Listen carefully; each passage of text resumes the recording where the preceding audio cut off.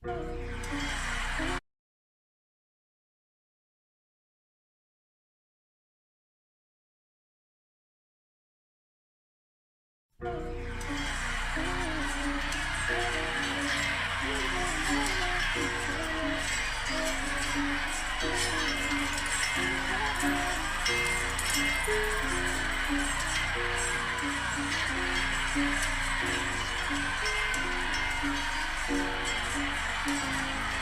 it happened. Alexander the Greek took the earth like a captain. Killed the king of Persia, caught him slipping like he napping. The whole earth quiet before this man, he had power. Winning all them wars, lift his heart up like a tower.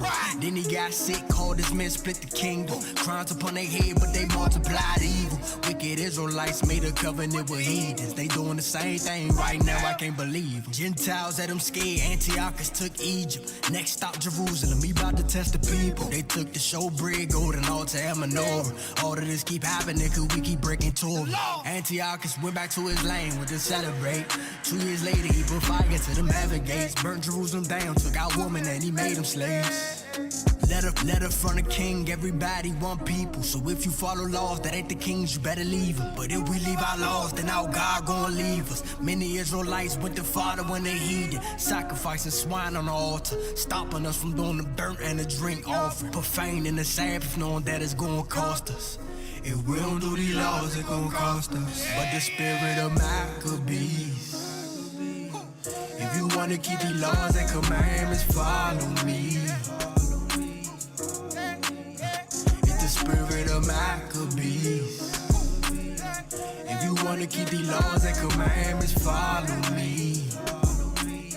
Yeah, hey, ain't no time for compromise. Need to show thyself a man. The heathens doing the same tricks, they about to do it all again. We going to war on Shabbat, tell the heathens we ain't playing. If you serious about them laws, out together we can stand. Don't be scared of the multitude, he go intervene. It ain't about the numbers, about power from Shemaim. Allah Bahadam, Allah with the Malakim. Power in the blood, power with the mighty king. Back to the story, they won war after war. Got the land back, but the land was so torn. Ash upon their heads and they even ripped their gum. Got the land back, but the land was so torn. So they dedicated sanctuary, built new altars. It might not be perfect, but we still keeping our culture. Go get that menorah, put them lights up in that temple. About to give them praise for everything we done been through. The feast of dedication.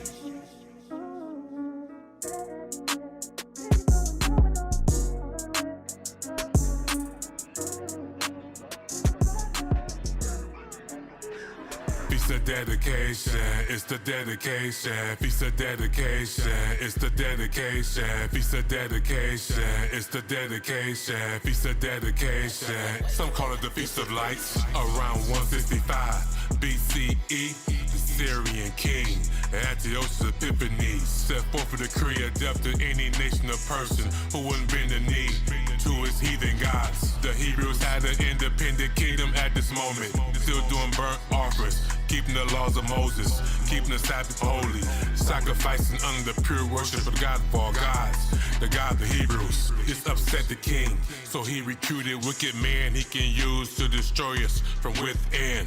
Made them friends of the king, gave them much wealth, promised our people if we left our laws we'll get wealth. Sold their souls for destruction, many follow their pernicious ways. It's not a light thing to forsake our God's holy ways. Made it illegal to keep Sabbath or be called a Jew, and put to death if they profess the God of the Hebrews. Feast of dedication, it's the dedication. Feast of dedication, it's the dedication. Feast of dedication, it's the dedication. Feast of dedication. Some call it the Feast of Lights. Feast of dedication, it's the dedication. Feast of dedication, it's the dedication. Feast of dedication, it's the dedication. Feast of dedication. Some call it the Feast of Lights. The king gave them license to keep their ordinances. They set up schools and gyms to indoctrinate our youth. Taught them the way of the heathen, how to serve their gods. The children of the cowards who feared men of a God. Profaned our sanctuary, polluted our altar, turned our holy place to a place of slaughter. Disgraced it with swine's flesh and all abomination. Set up their idols and temple prostitutes. Antiochus Epiphanes desired us to forsake the laws of our fathers. and to forget our God, who promised never to forsake us. He heard our cries from heaven, sent the spirit in the Maccabees and sent help from heaven. Feast of dedication, it's the dedication. Feast of dedication, it's the dedication. Feast of dedication, it's the dedication. Feast of dedication. Some call it the Feast of Lights. The Maccabees with spirit resolved in their hearts to defend their nation and after the laws they got. They destroyed the wicked, fought against the heathen, tore down their idols. The temple cleaned it, built a new altar, established pure worship, restored the temple's glory. We blessed him singing. 8 days was established to be treated like the tabernacles, a feast forever for its Hebrews. Feast of dedication, it's the dedication. Feast of dedication, it's the dedication. Feast of dedication, it's the dedication. Feast of dedication. Some call it the Feast of Lights.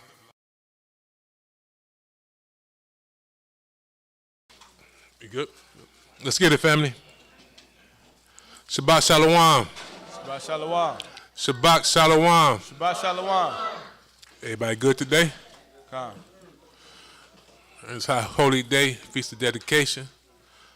I am Elder Ma'ad's brother Iran from Waking the Ahayah Church. Here through the Spirit of the Most High, into another Sabbath lesson. Bringing in the Feast of Lights, Feast of Dedications lesson. We're going to go through a little history and to give those who never heard of it understanding of what it is and why we must remember this day and keep it holy. Before we get started and give them the Most High proper salutation. All hail Ahayah. All hail Ahayah. All hail Ahayah. All hail Ahayah. Shabbat Shalom to all those who are viewing with us. We are thankful for you all as always. I wanted to say this privately, but I would say it now because the music was playing and y'all couldn't hear me. But I'm not. When I say this, don't take it the wrong way. Please don't. Last week I came into the church and it was me and Azariah. I'm like, man, you know, I was disappointed at the appearance and the cleanness of it. You know, I said it to Azariah. I don't know, he's the only one I really think I said that to. Like, it don't look like a church. It's more like a, I know it just, it don't look like a, and it's timely because the Feast of Dedication kind of ties into how I was feeling. But I want to thank, and I'm not singling anybody out because I'm just thankful that these two people had in their spirit to do it. Sister Leviah and Brother Azariah, they had in their heart to clean up the church. And I want to say this because we have a lot of young people here. I know y'all get so offended and people say stuff to y'all, but even the Bible say that every generation will be weaker. The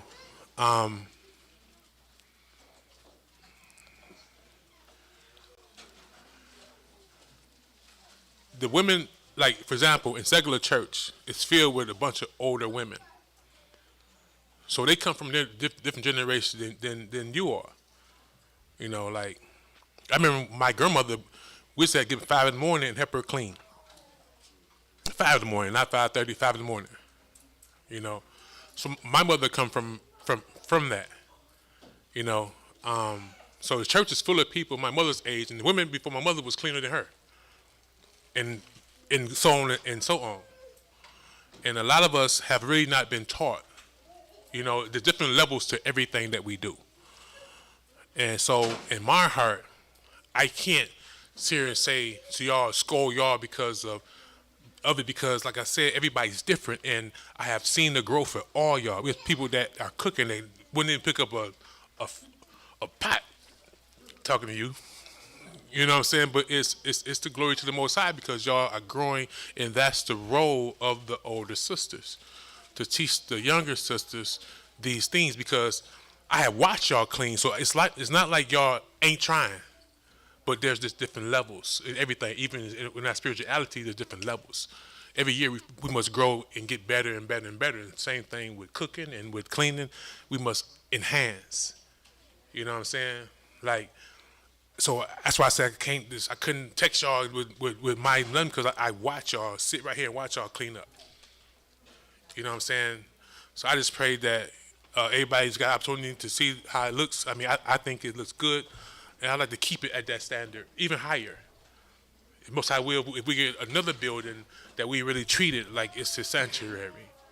You know what I'm saying? It's hard. We have a lot of children. All praise to the Most High. But that makes the work harder because them little mugs always messing up something. So when you clean up before you turn your back, they done did some more stuff.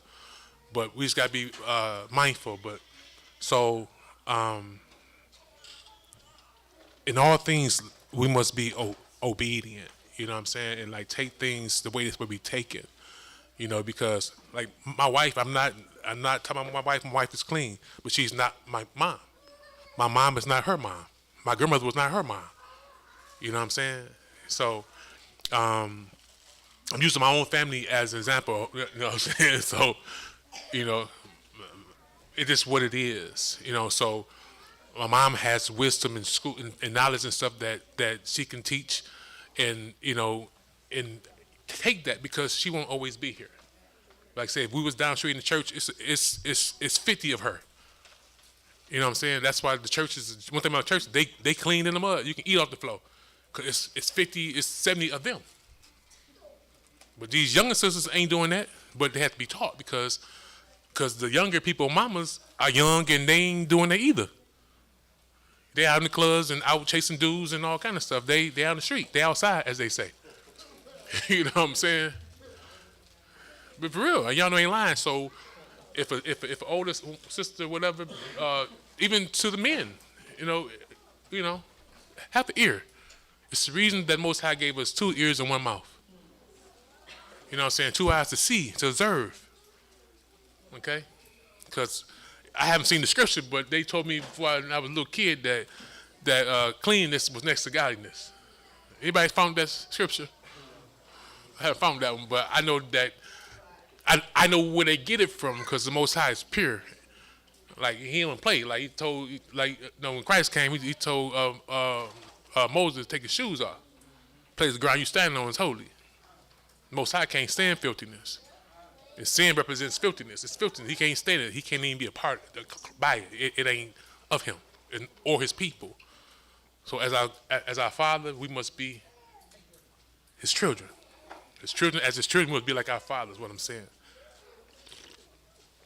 This ties into a lesson because when the altar was polluted, they had to clean. They had to get rid of the defilement, the filth that the Gentiles have done to it. Not even fire could clean this. It was so filthy that they had to destroy it and build anew in honor of our God and what he did for our people. Okay?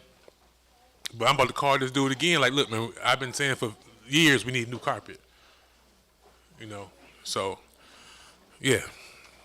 But with that being said, I want to start with a lesson. I mean, with an article. I'll put the link so we all can read it. It's going to give a summary of what the Feast of Dedication is, then we're going to back it up with Scripture. We read this article a couple years ago, last year, 2 years ago, whenever it was, but I want to read it again.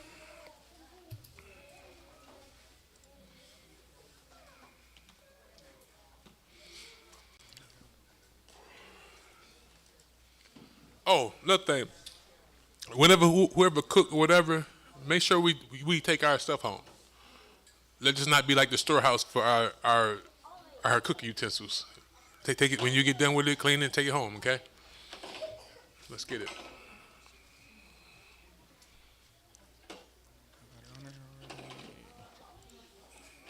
We gonna start. Right there. This one. Was everybody ever able to pull it up? That was. It's in the group chat. And, Zephaniah, do you have it? that's right. You should be. Oh, know what? You probably know because you had a new phone number. Yeah, I didn't put you in because you had a new phone. I got to change the thing. Huh? No, you had a new phone number. No, I have you stirred in, but you're not in the group chat because that number is not in the group chat. Your old number is in the group chat. Yeah. It's from learnreligions.com. It says the story behind the Feast of Dedication. Prior to the year 165 BC, the Jewish people in Judea were living under the rule of the Greek kings of Damascus. During this time, Seleucid King Antiochus Epiphanes, of the Grecian Syrian, the Greco-Syrian king, took control of the temple in Jerusalem and forced the Jews to abandon their worship of God, their holy customs, and reading of the Torah. He made the Jews bow down to the Greek gods. According to the ancient records, King Antiochus IV, who was sometimes called the madman, defiled the temple by sacrificing a pig on the altar and spilling its blood on the holy scrolls of Scripture. That's right. Where'd the fan go? As a result of severe persecution and pagan oppression, a group of 4 Jew brothers, led by Judah Maccabees, decided to raise up an army of religious freedom fighters. These men of fierce faith and loyalty to God became known as the Maccabees. The small band of warriors fought for 3 years with strength from heaven until achieving a miraculous victory and deliverance from the Grecian Syrian control. But notice, even in secular publications, they're acknowledging that these people have help from heaven. So I said the Gentiles know that this people, our nation, is the only nation that has ever had help from heaven. So they understand, and this is why they treat us how they treat us and have us so indoctrinated with their paganism, because they have to separate us from that connection to rule over us and to oppress us and to do the things at their will concerning us. Read. After regaining the temple, it was cleansed by the Maccabees, cleared of all Greek idolatry. Oops, I hit the thing. And ready for rededication. I'll check it out for us. I'll wait till we get back bigger. Okay. The rededication of the temple to the Most High took place in the year 165 BC. Another thing I want to bring out, take notice that before we reading this, we're going to read in the scriptures, and this goes into how we serve the Most High. You see that, thank you. As I was saying earlier about a standard, they knew that the Most High had a standard. So all that come as we are is not what the Most High accepts. The come as we are is when we're first getting introduced to him. That means don't try to fix yourself. Come to him. Let him fix you. But when you understand who he is, he has a standard. He teaches us his standard. They didn't say, well, okay, well, he did this, so we can just go, we can just go and do a burnt offering. They knew that was not the standard. That was not acceptable. So I'm saying that concerning how we worship him. We know that we have been taught his standard. Y'all understand where I'm going with this? So he has a standard. We must equal up or measure up to his standard. We can't have our own measurement concerning his standard. It's not our standard. It's his standard that we must accomplish. Like we can't make excuses. Like I was talking this morning about making decisions based off feelings. We cannot make decisions concerning our God based off how we feel. That's a sin. That's like when the scriptures say sin is deceitful. That's how it is deceitful. We're putting our feelings into judgment. We can't put our feelings in judgment. It is what it is. And that's the error of the people in the world. That their feelings cloud the Most High's judgments. Since we on judgments, some have been brought to my attention. Okay? And I want to address the church again so we are on one accord. Parents, the youth are not to have tablets or phones watching things contrary to our God. Okay? I can understand, and I want the children I want us to find something because it has to be out there. If we can't find it, let's create it. For someone like Nemo, Winter, Ava, Zara, some children of that age, because mentally they're different than someone like my son that's 10 years old. My son don't have an excuse. I wish he would do that in my presence. Y'all see my son, watch his son, stop him and tell me. It was to brought my attention. I talked to my son that night when he brought my attention that he has watched stuff contrary to the Sabbath, on the Sabbath. He knows better than that. But we must also be considerate of people like my granddaughter's age. So if we can find something where, if it's the ABCs, A is for Ahayah, you know, B is for baptism. Some know, because they're not going to sit here and watch Superbook. And I understand the challenge, but let's put the challenge on ourselves and let's do something. We're talented people. Let's do something where we can cater to that mindset, so that none of us are in error. Okay. Now I heard Leviathan made 2 songs, but she 3, but she ain't gonna do nothing with them though. She done wrote 3 songs. Well, see, because he Rick turned on a new leaf. And this was 2 months ago. I had no faith in it, huh? About you be quiet over there. I'm still talking. Another man in this speech. If it was 2 months ago, I would have had no faith in that. But my nephew came with it. He been coming with it lately. So I apologize for the assumption, because you got about 100 songs over there unrecorded now. You apologize for that. Now here we go. Look, he hoping I said nothing to him because Every week. all that talent is on there sitting on the shelf. I understand. I dust it off. Dust it off and we good. Yeah. Okay. No, but seriously though, let's do that. You know what I'm saying? Because we know that our children must be within the church, not outside as the churches do. Mm-hmm. So let's do that challenge, and let's create something where we can, cater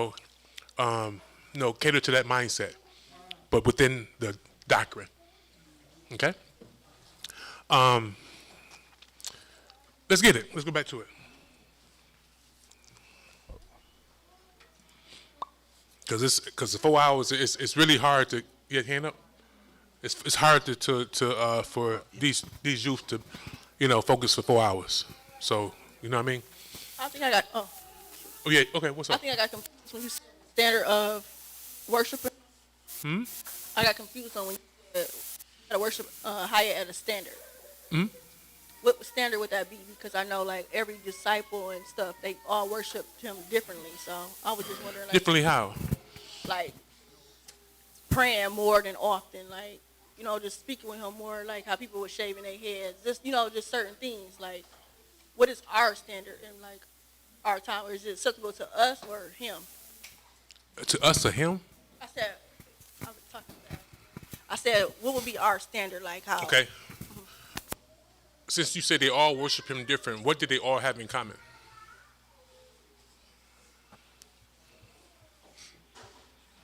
Considering him and everything they did. One thing that all of them, whether if it was Daniel one thing they did not do is fear men over God. So you're talking about someone like Daniel, when the king when they convinced the king to sign a decree that the king's guys, only God anybody in the realm must serve. Daniel went right back and did what he did. He prayed to his God. So he didn't put the fear of the king of death before him. He was obedient to his God. He would not do the things to that. So they all the righteous prophets, that's what they had in common. They didn't fear man over God. Okay? So whether a woman put sackcloth upon her breast or a man put on a sackcloth garment, one thing they had was obedience. So that's what we must have as a standard. You know what I'm saying? I may pray more times you, or you may pray more times me. That's just a personal thing. I want to say this because for the person I said last week that's a personal preference. I was not talking about watching things contrary. I wouldn't assume that someone here would be watching something contrary to doctrine. So that's just a personal thing. If I would know my son watch, what's called it, Bible stories, and this, you watch this, that's what I mean, a personal. I didn't mean contrary to what we do. Okay, but so that's a personal thing. I mean, that's between you and God. How many times you talk to Him? But one thing we all must do is fear Him over men and keep His commandments and love Him. So now we're on this lesson of the Feast of Dedications, understanding that before we clean a building, the standard for ourselves, we must clean ourselves within. Understanding that how we are is not acceptable to Him if we're outside of the obedience to Him. It's like I was saying this morning, there is no room for us getting caught in our feelings. Right? Because we understand, like, can we take what we're feeling to the judge on Judgment Day? That's the standard. That's what we must, that's how we gotta live like that. Whatever you convincing yourself of, try to believe, try to tell yourself that that's okay with God when every man and woman should bow their knee before Christ. Will Christ accept that? How you feeling? What you're saying about God? Will His Son accept that as an excuse? That's the standard, my sister. That's what it means. Give me.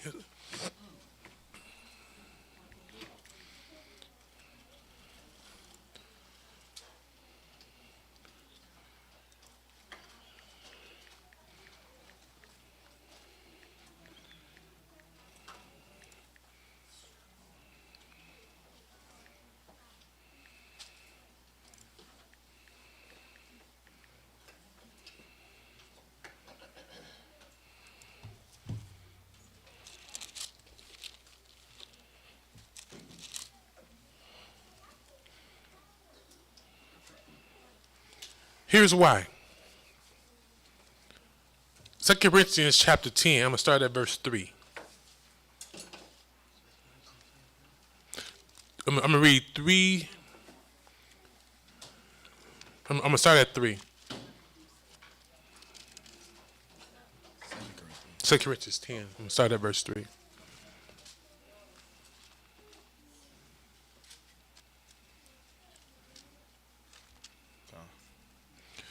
It says, for though we walk in the flesh, that means we live.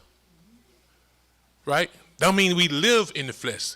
We have supposed to have denounced the things of the flesh. Okay?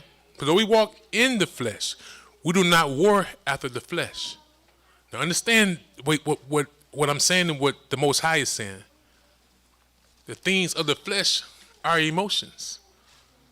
And they're not just emotions, they're temptations by spirits that's in our mind. Because their thoughts are carnal, of the flesh. They're not from on high. They're not from the God of all gods, or the God of all spirits. Their thoughts are contrary to His. They are trying to entice us to believe something that's based on a feeling, not off judgment and facts. So we don't war after that. It's saying what we war after. This is what's behind. For the weapons of our warfare are not carnal. So I'm ask y'all to say it all at the same time. What's our defense? Say it out loud. What's our defense? The law. And the Bible says the law is spiritual. It's not of man. Right? So that's the only weapon that we have. His word. So we can't battle these demons carnally on things how we feel, what we think, what we believe. Right? For the weapons, verse 4, for the weapons of our warfare are not carnal, but mighty through Ahayah to the pulling down of strongholds. See? What I'm talking about are strongholds. We get caught in emotions. We get caught in feelings. It's a stronghold. It's a demon. blinds you as these fake clouds do the sun. We must, like it says, casting down imaginations. So what's the stronghold? Imaginations. Look up the word imagination. Because we think we know the English language, but we don't. These words mean something different.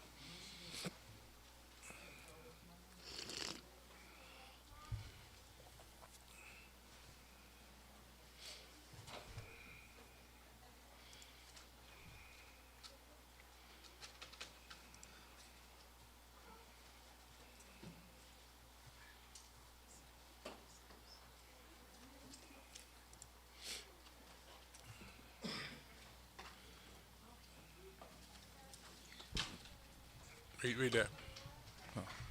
Imagination, the act or power of forming a mental image of something not present to the senses or never before wholly perceived in reality. Say it again. The act of or power of forming a mental image of something not present to the senses or never before wholly perceived in reality. Read the second one. B. It says the ability to confront and deal with the problem. Ability to confront or deal with a problem. But how do we confront and deal with a problem? This is how the world carnally deals with their problem. They make decisions based off their feelings, off their imaginations. But is that how God thinks? Is that how God operates? He said, my thoughts are not like yours. So he's telling us that we can't think for him. We can't think for him. We can only do what he say. He didn't ask us to think for him. He said, do what I say. Because every time he says that man always err in their heart. We done read many stories, testimonies of people dealing in their feelings of how they think, what they believe God would do or how God would feel. He said, I didn't command that of you. We just read about Saul and the people. He didn't command. They thought that was their imagination. That ain't what God commanded. So he commanded us to be obedient. He didn't ask us to think for him. The thinking for him is a private interpretation. Right? So let's get it. Let me print this first. So it says, casting down imaginations and every high thing that exalteth itself against the knowledge of God. Every high thing, your feelings, your thoughts. What I just said, that's exalted above what God actually said.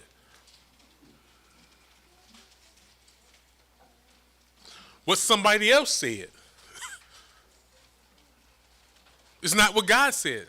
That's a high thing. If you're going to base that, then you have exalted that person or that thought process or that belief above what he commanded. It said we must cast it down. Right? And bring it into captivity every thought to the obedience of Messiah. So I beseech you, my brothers and sisters. Oh, that commandment will be successful. Because it's the enemy. Okay? That's why the standard is the law. What do the law say? So that's what they all had in common. They feared God and they kept his commandments. Some prophets started off righteous, but were tricked by the devil because they believed that this person was being sent by God. He destroyed the prophet because he said, what did I command you? No matter what this person say to you, what did I say? See, everything was written as an example and as a warning. Everything. Like I was just thinking about, because somebody asked me on the phone down in Texas or something, I think I talked about this, about the next Exodus, right? How would it be? I'm like, I was talking about this morning, and I was like, even this lesson, the Most High has showed us he's always assisted us with angels. So all this stuff is for our learning, how you operate. In the reading day, it's going to talk about when he bring the cloud back. See? He didn't do that for nothing. He's going to bring the cloud back. He said the whole earth will know. Let me see. I could be going somewhere else now. Let me see.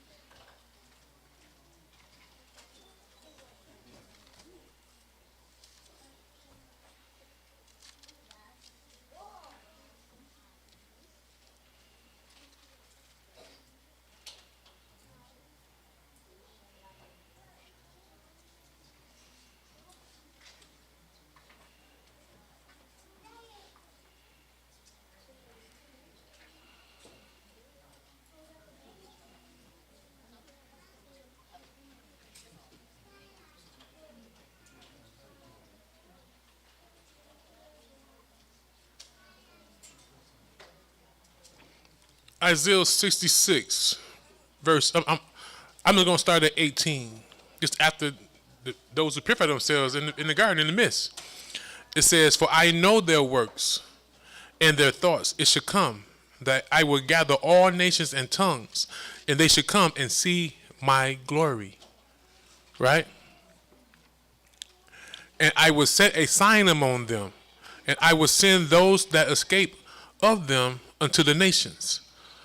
Then it goes into other things. But the thing is, the Most High is not doing anything in secret. He's not scared of nothing.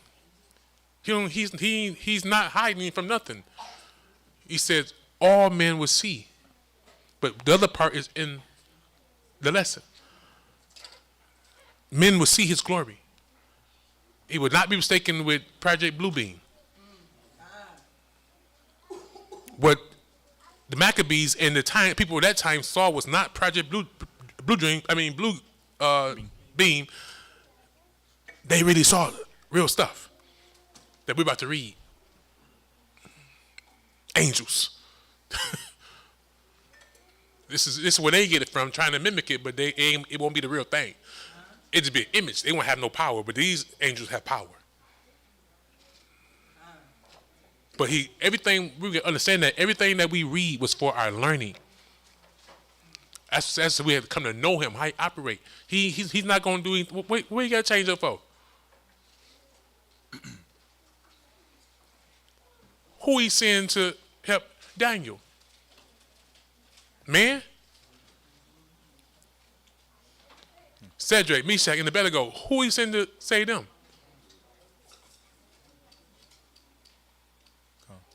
Every time, it's been the same thing. Different angels. I mean, seriously, that's how you operate. Came on Egypt. Moses had no power. Come on. Let's get it. So anyone teaching you about getting a passport don't believe in God. That ain't how you operate. That's something done in secret. How he don't get glory by us getting on a plane going somewhere that we never been before? Unorganized. I thought he said that he's got an order. Okay. Let's get it. Okay.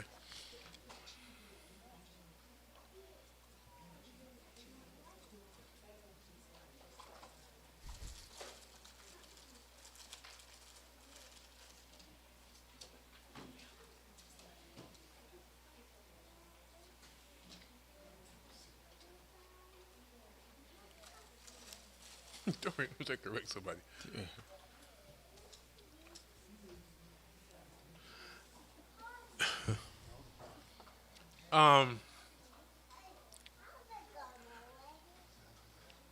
Dorian, let's we're not following the Jewish peoples, okay? We're gonna read about that, okay? But we're not following the Jewish people. We're not going out in the streets, lighting up no lights and all kind of stuff, okay? That's what they added to it, okay? We're not doing that. But let all the correcting be done by me, okay? Okay, that's my job. And like you said, as Elder mentioned, I'm mentioning it again, okay? But let me do the teaching and the correcting, okay? Y'all just sit back, take your shoes off, man, get a pen and pad, take down notes, and enjoy the lesson, okay? Let's get it. Back to the article. Oh, yeah.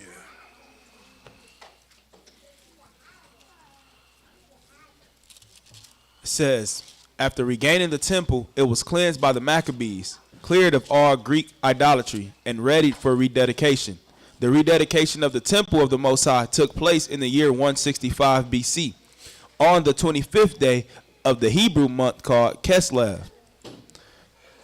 Hanukkah is called the Feast of Dedication because it celebrates the Maccabees' victory over Greek oppression and the rededication of the temple. But Hanukkah is also known as the Festival of Lights, and this is because immediately following the miraculous deliverance, God provided another miracle of provision. In the temple, the eternal flame of God was to stay lit at all times as a symbol of God's presence. But according to tradition, when the temple was rededicated, there was only enough oil left to burn the flame for one day. The rest of the oil had been defiled by the Greeks during their invasion, and it would take a week for new oil to be processed and purified. However, at the rededication, the Maccabees went ahead and set fire to the eternal flame with the remaining supply of oil. Miraculously, God's holy presence caused the flame to burn for 8 days until the new sacred oil was ready for use.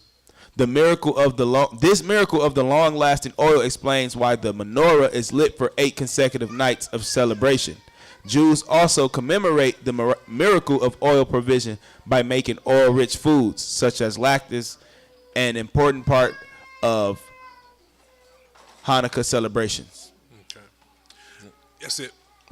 So let's open this Bible book, and we're gonna we're gonna get into the prophecy of this time period. What's up? You know the candles that the menorah? symbol of So is that not related to paganism? Is that No, that's what the Most High like the okay, menorah. Because I be seeing people like with those like around their neck and earrings. Oh, you mean doing that? Yeah. So I didn't know if that was like I didn't know what it was associated with until now. So Okay. I was just asking if it was pagan or not. They had the menorah on the table, okay, but he never commanded us to wear around our necks. You know what I mean? So we don't do that. So you know what I'm saying? So they do what they do. We do what we do. Okay. So same way with them right now. They light up lights. They do what they do. We do what we do. That's what the priest had to do to keep the light, because the light represents that the highest presence. Who's the light? He gave us Christ as light. Light has come into the world, and that's the whole thing. Christ is coming to the world. He's our light. Let our light shine. So let our actions resemble the light. We are the light of the world, right? So that means us be representatives of the Messiah and the Most High God. So let our light shine not just 8 days, but every day. That's more important than lighting a menorah or wearing a menorah around our neck. Same way as wearing fringes every day. It's greater for us to keep His laws every day than have a reminder that we didn't wear fringes tomorrow, but we kept His laws. Christ said, well, which is greater? He that has no fringes and keep my laws, or those who has the fringes on and break my laws? See? Which is greater? Those who let the light shine in them every day, or for 8 days? See? Yep. Let's get it. So we go into the book of Daniel, chapter 7, verses 1 through 7. Daniel chapter 7, verses 1 through 7. Kyle, when everyone's there. So this is where the the Jewish Masoretes have taken out the Grecian part that was supposed to be in the Bible out because it's their kingdom. And it teaches a lot about our God in us and what they have done to us. Okay? But this is the prophecy concerning what we're about to read.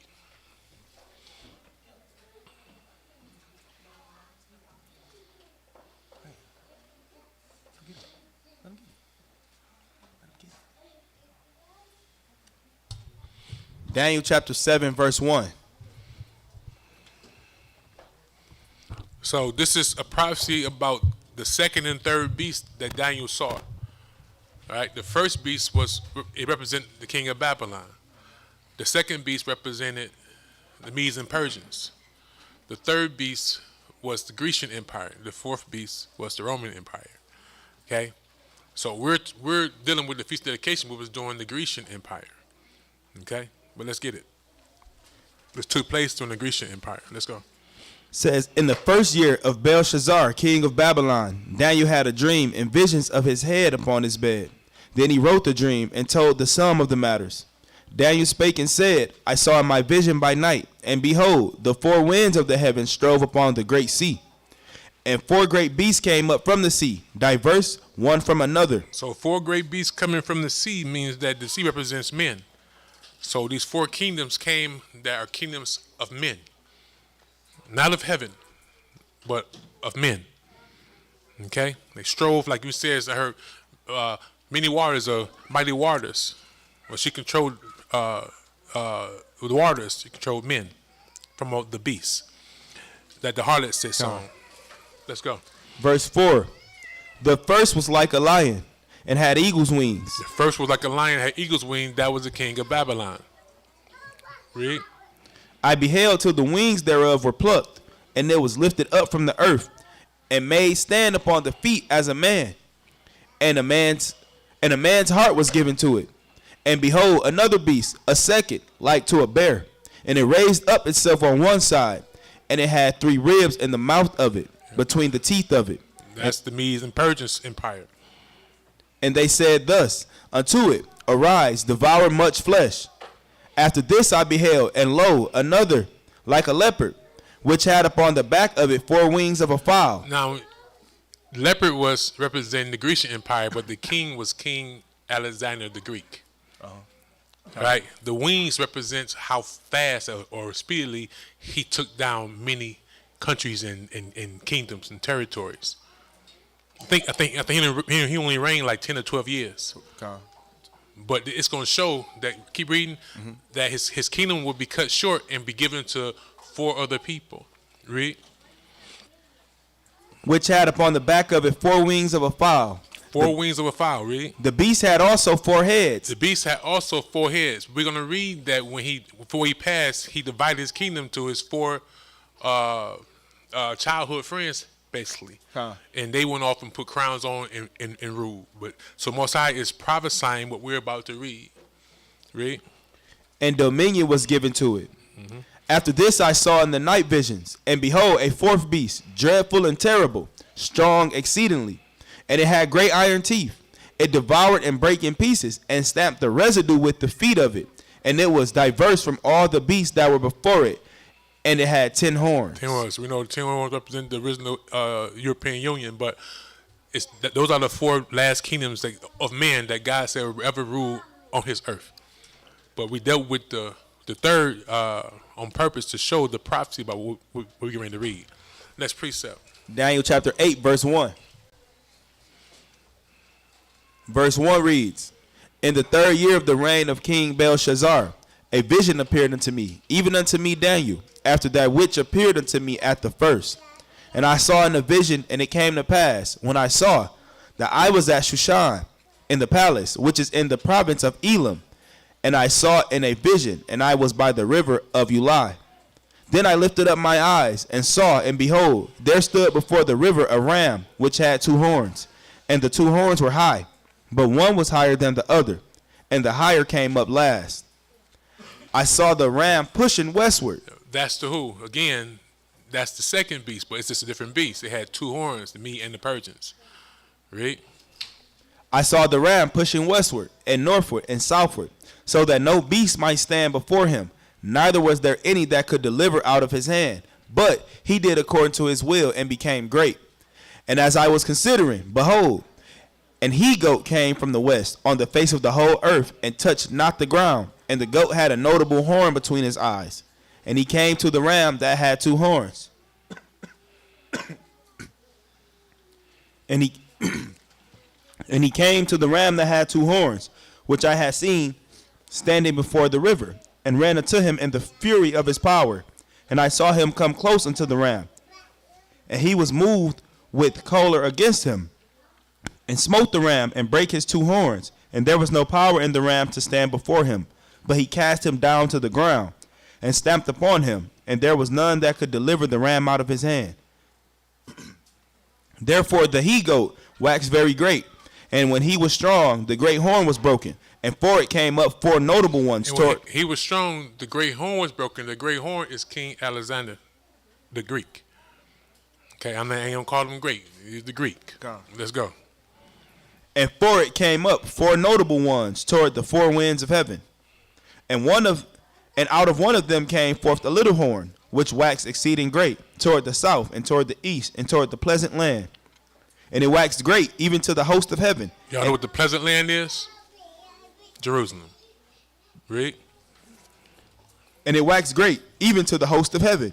And it cast down some of the host and of the stars to the ground, and stamped upon them. And he magnified himself even to the prince of the host. And by him the daily sacrifice was taken away. By him the daily sacrifice was taken away. We're about to read about all that. Read. And by him the daily sacrifice was taken away, and the place of his sanctuary was cast down. And an host was given him against the daily sacrifice by reason of transgression. And it cast down the truth to the ground. It cast down what? The truth to the ground. The pure worship. Remember, they burnt our records. Any evidence of our records, our scrolls, they burnt them. And they made it a law. We can't even call ourselves a Hebrew. The truth was cast down to the ground. Pure worship of Ahayah was cast down to the ground. We're going to read how it started off this time. Okay? And what became of it. This is prophecy that we're about to read that was fulfilled. Read. And it cast down the truth to the ground, and it practiced and prospered. And it practiced evil, wickedness against the Most High, and it prospered. They said decree that everybody should serve the God of the king, not the God of the Hebrews. They all be one mind. Sound familiar? Read. Verse 13. Then I heard one saint speaking, and another saint said unto that certain saint which spake, How long shall be the vision concerning the daily sacrifice, and the transgression of desolation, to give both the sanctuary and the host to be trodden under foot? And he said unto me, Unto 2,300 days, then shall the sanctuary be cleansed. And it came to pass, when I, even I, Daniel, had seen the vision, and sought for the meaning, then behold, there stood before me as the appearance of a man. And I heard a man's voice. Turn it down. And I heard a man's voice between the banks of Ulai, which called and said, Gabriel, make this man to understand the vision. So he came near where I stood. And when he came, I was afraid and fell upon my face. But he said unto me, Understand, O son of man, for at the time of the end shall be the vision. Now as he was speaking with me, I was in a deep sleep on my face toward the ground. But he touched me and set me upright. And he said, Behold, I will make thee know what shall be in the last end of the indignation. For at the time appointed the end shall be. The ram which thou sawest having two horns are the kings of the Media and Persia. And the rough goat is the king of Grecia. And the great horn that is between his eyes is the first king. Now that being broke, whereas four stood up for it, 4 kings shall stand up out of the nation, but not in his power. And in the latter time of their kingdom, when the transgressors are come to the full, a king of fierce countenance and understanding dark sentences shall stand up. Prophecy is real. We're going to read about that king. What's his name? Start with an A. Antiochus Epiphanes. Read. And his power shall be mighty, but not by his own power. And he shall destroy wonderfully, and he shall prosper and practice, and shall destroy the mighty and the holy people. And through his policy also. Through his what? And through his policy. Through his policy. Also he shall cause craft to prosper in his hand, and he shall magnify himself in his heart. Craft is deceit. Yes. So that's actually one of the definitions of politics too, policy. Policies. Yep. That's what politicians do. They pass policies, laws. That's what they did. The political government or the king, whatever his counselors, they set a decree that what? We will read that our people must cast down our God and our customs and follow theirs. Serve their gods. And they made it law, the policy. And through his policy also he shall cause craft to prosper in his hand, and he shall magnify himself in his heart, and by peace shall destroy many. He shall also stand up against the prince of princes, but he shall be broken without hand. And the vision of the evening and the morning which was told is true. Wherefore, shut thou up the vision, for it shall be for many days. And I, Daniel, fainted, and was sick certain days. Afterward, I rose up and did the king's business. And I was astonished at the vision, but none understood it. So that's why I say that truthfully to me, this is the beginning of Christianity to me. They removed this from the Bible because everything they're about to do is, to me, at the end, was to establish Christianity. They came with the sword, now we do everything that they was doing willfully now. It's the exact same thing that they forced us to do, but forced the cowards to do. I like to put that there because the righteous stood up and died gloriously. And some escaped.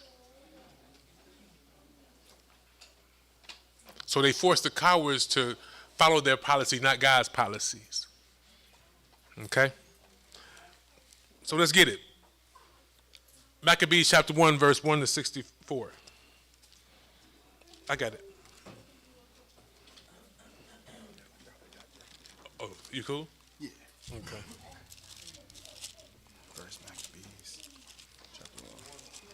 First Maccabees chapter 1.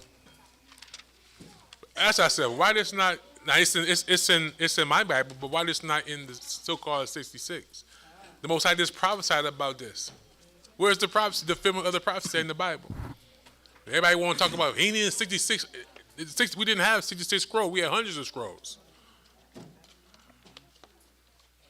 This is part of the Old Testament. We're about to read the fulfillment of prophecy. He gave to Daniel. The Roman Empire is there. Why not the Grecians? Babylon, the Babylonian, the Median Persians there. Why not the Grecians?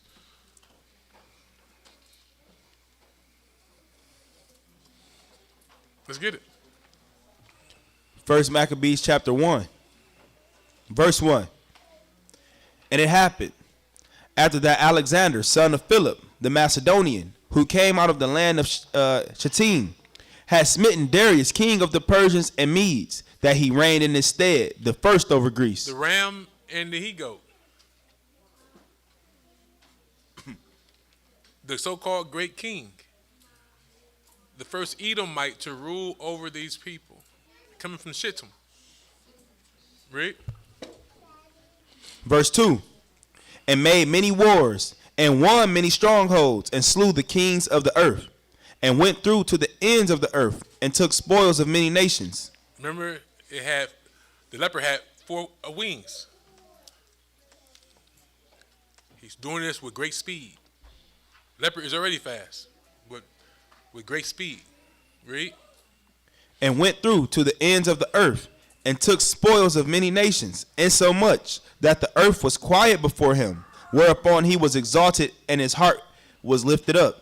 And he gathered a mighty strong host, and ruled over countries and nations and kings, who became tributaries unto him.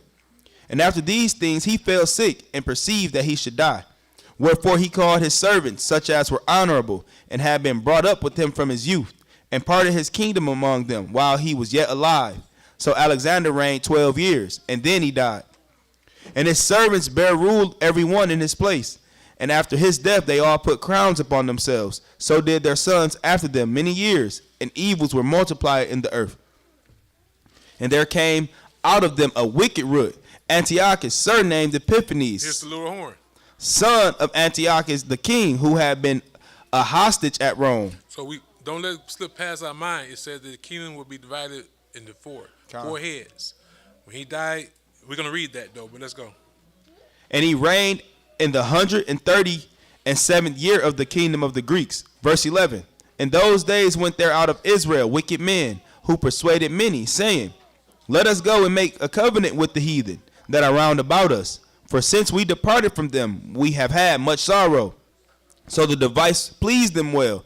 Then certain of the people were so forward herein that they went to the king, who gave them license to do after the ordinances of the heathen. Whereupon they built a place of exercise at Jerusalem, according to the customs of the heathen. And he made them made themselves uncircumcised. Now, are we not the main focus of their entertainment? My wife and I went to go watch Gladiator 2. Good movie. I'm not Junior. Junior spoil every movie there is to watch. You can't watch none with him. He gonna tell you everything about the movie. You tell me quiet 10 times, he back at it. Do she? His mama. Yeah. But what I can say though, it's no different. What is shown in the movie are the slaves ain't nothing they good for nothing but entertainment. Right. And they promised the slave, all right, Milka, that's the only thing that I'm going to say, that through this form of entertainment, the biggest, strongest could be free. That's what let me leave right there. So our today's slaves who are athletes or entertainers believe that they're free until another pandemic come, or until they speak out, or when they try to start their own political party, and now you see that they ain't free right now, they're locked up right now. But they promised them freedom by money and gifts from the king. But we all is in their arena entertaining them. So this is what we're seeing. This is the beginning of us being included into their entertainment arenas, because we were not supposed to compete against each other. Our sons was raised to be warriors, protectors of our nation, not to be envious. That's the law. Envy not, covet not your brother, but to protect your brother and your sister, your nation. That's why we were. That's how it was. That's our culture. And we're watching we're watching the fathers of the people that rule over us today. Because even in prophecy, it says that the Greek and the Roman is of the same. They're the same bloodline. Edom. Same bloodline. It's of the same. The third beast and the fourth beast is of the same. But we're watching what we're in right now. This is the creation of it. Because we're going to read prior to this, every nation was basically set to serve their own God. But since this day, this is the origin of what I call Christianity. This is the origin of what they have us in right now, their entertainment arenas, trying to get freedom. Let's get it. Verse 15. And made themselves uncircumcised. So they made us uncircumcised, defiled before our God, through their policies, through craft. Through craft, he'll prosper. Read. And forsook the holy covenant, and joined themselves to the heathen, and were sold to do mischief. See, he'll prosper. They sold themselves to do what? To do mischief. To do mischief, craft. Read. Verse 16. Now when the kingdom was established before Antiochus, he thought to reign over Egypt, that he might have the dominion of 2 realms. Wherefore he entered into Egypt with a great multitude, with chariots and elephants and horsemen and a great navy, and made war against Ptolemy, king of Egypt. But Ptolemy was afraid of him and fled, and many were wounded to death. Thus they got the strong cities in the land of Egypt, and he took the spoils thereof. And after that Antiochus had smitten Egypt, he returned again in the 143rd year, and went up against Israel and Jerusalem with a great multitude. The pleasant land. Huh. He'll go against the pleasant land. Read. Verse 21 reads, and entered proudly into the sanctuary, and took away the golden altar, and the candlestick of light, and all the vessels thereof, and the table of showbread, and the pouring vessels, and the vials, and the censers of gold, the veil, and the crown, and the golden ornaments that were before the temple, all which he pulled off. He took also the silver and the gold, and the precious vessels, and also he took the hidden treasures which he found. And when he had taken all away, he went into his own land, having made a great massacre, and spoken very proudly. He exalted himself above the prince of princes. Read. Verse 25. Therefore, there was a great mourning in Israel, in every place where they were, so that the princes and elders mourned, the virgins and young men were made feeble, and the beauty of women was changed. Every bridegroom took up lamentation, and she that sat in the marriage chamber was in heaviness. The land also was moved for the inhabitants thereof, and all the house of Jacob was covered with confusion. And after 2 years fully expired, the king sent his chief collector of tribute unto the cities of Judah, who came unto Jerusalem with a great multitude, and spake peaceable words unto them, but all was deceit. And spake. Wait. Let me go back. Was that Daniel chapter 7? 8, that was 8.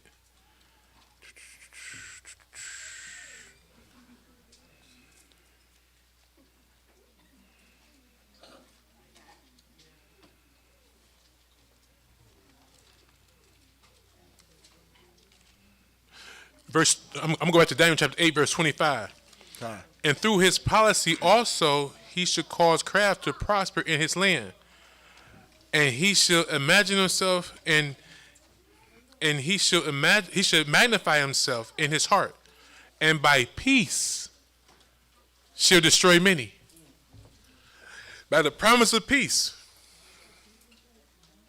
By the promise of peace. What are they offering us right now? Peace and prosperity. They have not changed the game plan of their fathers. They're following the game plan of their fathers. When they should promise peace, know that what? Sudden destruction is coming. It's at hand. The New World Order is supposed to be peace to the world. In this movie, I'm talking about in Gladiators, you see that the people that are ruling, they're not had nothing in common with the slaves. Care none of that. They don't even know what's really going on with the slaves. They don't even care what's going on with the slaves. Let them bow, let them die, let them play. They have nothing for them. They have nothing for us. Their world is not our world. They're separated from us. Yeah. That's why Joe Biden said a long time ago, keep us locked up, because he feared if one of us was able to come to his mama house, which he couldn't even find it, with predators to them. We're predators to them. Useless. Good for nothing but entertainment and, making them wealthy. So they're oppressing us. But let's get it. So we're reading prophecy being fulfilled. First Maccabees chapter 1, verse 30. And spake peaceable words unto them, but all was deceit. By who, though? Who are they sending to to speak peaceable words to us. Yes. Microphone.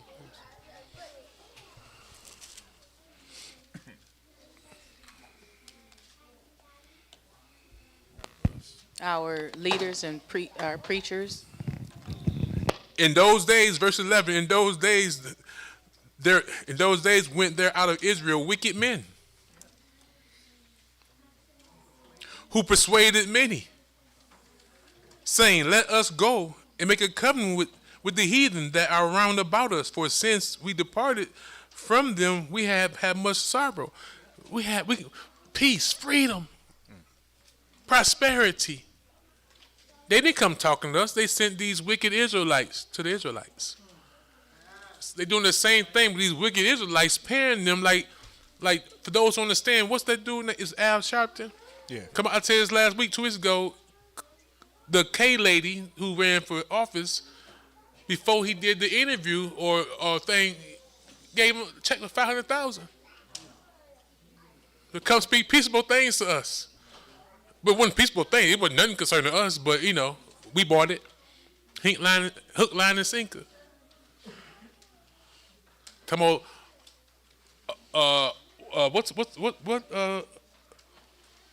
an inclusive society. What was her slogan? She took it from the communists, because she's a communist, her father was communist, but all opportunity society somewhere. Everybody get opportunity. Whatever it was she was talking about. It was similar to that. Some of that, but that's peaceful words. 500,000. Let's get it. And spake peaceable words unto them, but all was deceit. But all was deceit. Read. For when they had given him credence, he fell suddenly upon the city, and smote it very sore, and destroyed much people of Israel. And when he had taken the spoils of the city, he set it on fire, and pulled down the houses and walls thereof on every side. But the women and children took they captive, and possessed the cattle. Then builded they the city of David with a great and strong wall, and with mighty towers, and Zion, the seat of the king. Read. And with mighty towers, and made it a stronghold for them. And they put therein a sinful nation, wicked men, and fortified themselves therein. They stored it also with armor and victuals. And when they had gathered together the spoils of Jerusalem, they laid them up there, and so they became a sore snare. For it was a place to lie in wait against the sanctuary, and an evil adversary to Israel. So when we came to keep Sabbath, they destroyed us. Everyone that's trying to keep the laws of God and worship him, they destroyed. Read. Verse 37. Thus they shed innocent blood on every side of the sanctuary, and defiled it, insomuch that the inhabitants of Jerusalem fled because of them. Whereupon the city was made a habitation of strangers, and became strange to those that were born in her, and her own children left her. Let me get it. Her sanctuary was laid waste like a wilderness. Her feasts were turned into mourning, her Sabbaths into reproach, her honor into contempt. As had been her glory, so was her dishonor increased. Her excellency was turned into mourning. Moreover, King Antiochus wrote to his whole kingdom that all should be one people, and everyone should leave his laws. So all the heathen agreed according to the commandment of the king. See?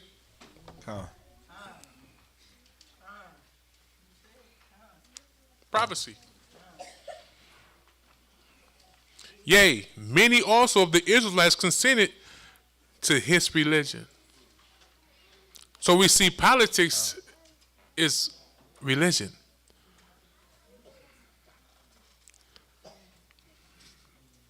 It's religion.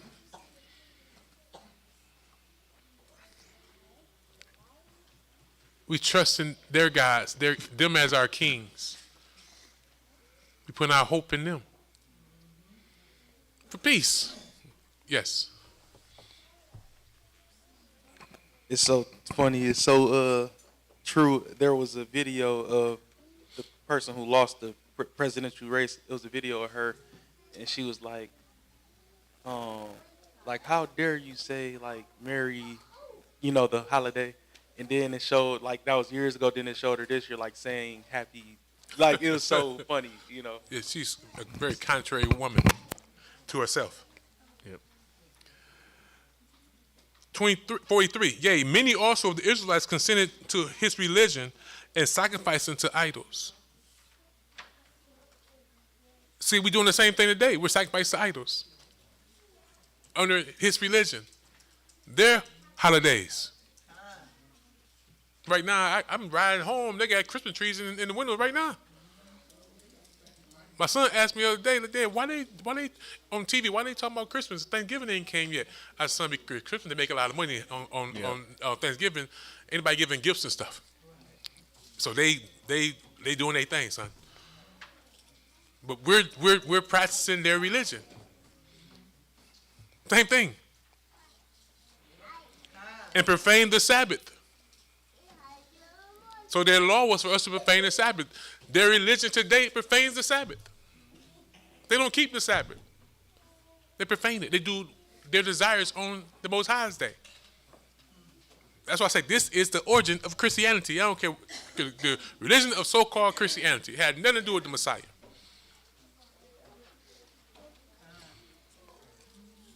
Yes. It's kind of funny how they try to, I guess, follow because the brother was talking about lighting up, putting lights up. And yet last night, I happened to be going down Washington. Didn't dawn on me, but they had that light up the city. Okay. That was all. I've never seen it before, but it was just all these lights and Really? just all lit up. So if you go down, when they Last light night, up what the you doing city, out last night? coming home. Okay. Trying to get home.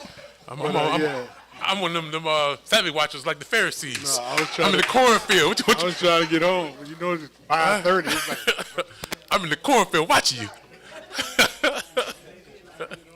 No, I don't know nothing about that. But hey, he didn't do what they been doing. Right? So it says, now this is the policy. This is what the Most High prophesied to Daniel. He said he called the day's sacrifice to cease. Let's read about it. For the king has sent letters by messengers into Jerusalem and the cities of Judah that they should follow the strange laws of the land and forbid burnt offerings. The daily sacrifice should be what? See, it should be stopped. And sacrifice and drink offerings in the temple, and that they should profane the Sabbath and the festival days, his holy days, God's holy days. This is the doctrine, again, of Christianity. I don't care what nobody tell me. This is the doctrine of Christianity. And set up altars and groves and chapels of idols and sacrifice swine's flesh and unclean beasts. Long as you see, long as you pray over it, it's it's clean. You pray over it with thanksgiving, it's clean. No, swine is not clean. Now you pray 1,000 times, you cannot clean it. And unclean beasts, that they should also leave their children uncircumcised and make their souls abominable with all manner of uncleanness and profaneness. That's what we're doing. See, the prophet of Daniel in fulfillment. To the end that they might forget the law and change all the ordinances. Now be easy now. Now y'all see why I say they took this out of the 66, the so-called the original King James, because my Bible is the King James with the 80 in there, but it's more than 80. But this is their religion, their God. Verse 50. And whosoever would not do according to the commandment of the king, he said, he should die. In the selfsame manner wrote he to his whole kingdom, and appointed overseers over all the people, commanding the cities of Judah to sacrifice city by city. 52. Then many of the people were gathered unto them, to wit, every one that forsook the law, and so they committed evils in the land, and drove the Israelites into secret places, even wheresoever they could flee for succor or safety. Now the 15th day of the month Caslu, in the 145th year, they set up the abomination of desolation upon the altar, and builded idol altars throughout the cities of Judah on every side, and burnt incense at the doors of their houses and in the streets. And when they had rent in pieces the books of the law which they found, they burnt them with fire. And whosoever was found with any the book of the testament, or if any committed to the law, the king's commandment was that they should put him to death. Thus did they by their authority unto the Israelites every month, to as many as were found in the cities. Now the 25th day of the month, they did sacrifice upon the idol altar, which was upon the altar of God. At which time, according to the commandment, they put to death certain women that had caused their children to be circumcised, and they hanged the infants about their necks, and rifled their houses, and slew them that had circumcised them. So we see that their religion is against the so-called faith of the God of heaven.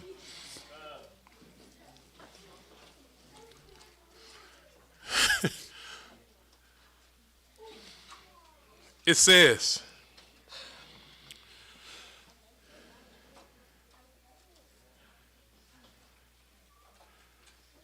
where am I at? 56. I started at like around 50. You read it already. Books, and then burn books. 49. To the end that they may forget the law and change all ordinances. How have people not forgot the law? God. These wicked men, these wicked teachers are teaching the same thing that the what? That the law's done away with.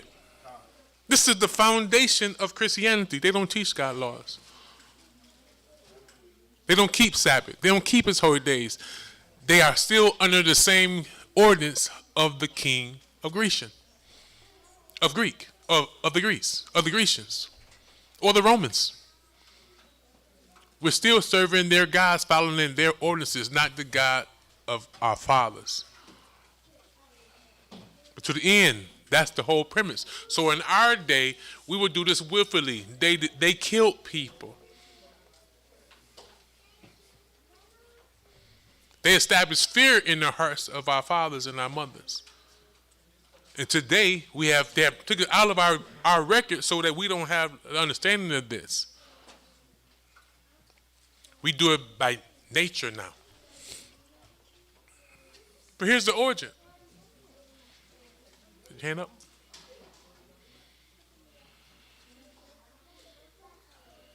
So it's safe to say that the Grecians actually, like all the nations that ruled over us, knew our laws, knew our stuff, and purposely, like doing a swine on a temple or whatever. They knew what they were doing.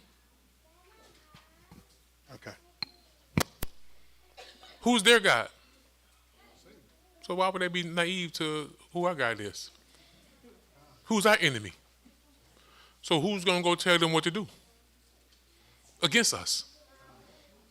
Say they keep no secrets. If you do this, you destroy them. Get them to profane their God's Sabbath. Get them to forget his laws. You rule over them. He won't protect them. They have counsel from their gods. Like I talked before, they always been meeting with their gods, getting information and technology.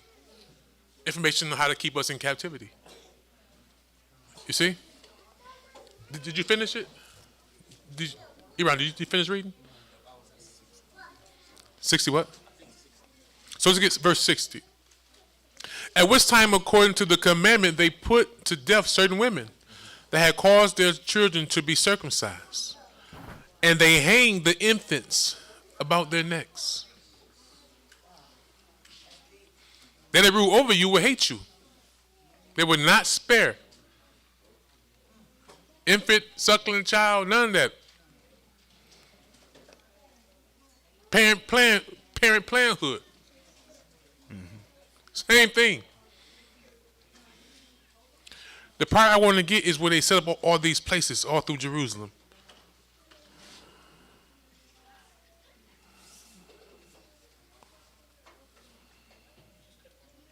Mm-hmm. 54. Now the 15th day of the month Caslu, in the 145th year, they set up the abomination of desolation upon the altar, and builded idol altars throughout the cities of Judah on every side. Had they not set up idol houses on every side in our communities? There's no nation of people that have as many idol houses or churches in, from in the demographic ratio as our people accumulated in as us. What? Tell the truth, shame the devil. You go to the Jewish community, they got a synagogue. Huh. Yeah. You go to the Asians, they have their temples. Mm-hmm. The Caucasians in their community don't have, like I said, in my mother's community, it's about 20. I'm telling you, from in like I said, a 5-block radius, it's a church on every corner. So I'm trying to tell you. Now come on now, I know we over there feeling it over there, sisters. 2 blocks. But this is the design. They set up idol houses in our communities and teach us their policy, their doctrine, which is against our God, which is against our culture, which is not for our turn. It makes us enemies of our God. That's what they had made it of us. 62. Howbeit, many in Israel were fully resolved and confirmed in themselves not to eat any unclean thing. See? Everybody didn't go for it. Wherefore they chose rather to die. This is for our learning. Therefore they chose rather to die, that they might not be defiled with meats. See, they didn't want us to hear that. And that they might not profane the holy covenant, so that they died. And there was a great wrath upon Israel. See? Let's get 2 Maccabees chapter 1. We're going to get a little more history.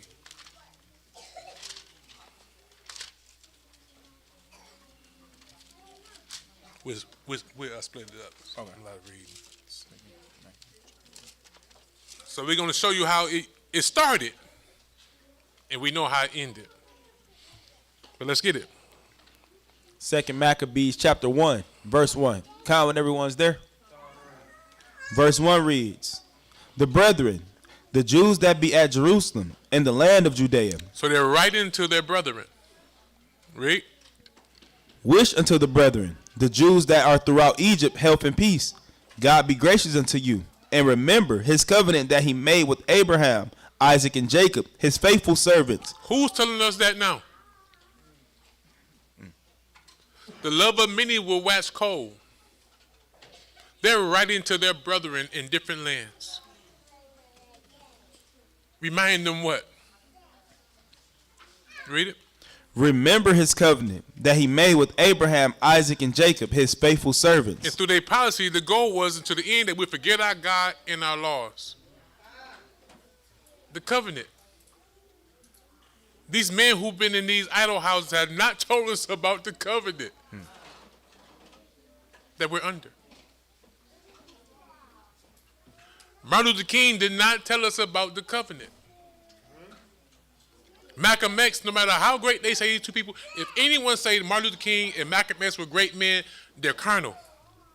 I don't care how large they churches, how good they talk, they're carnal.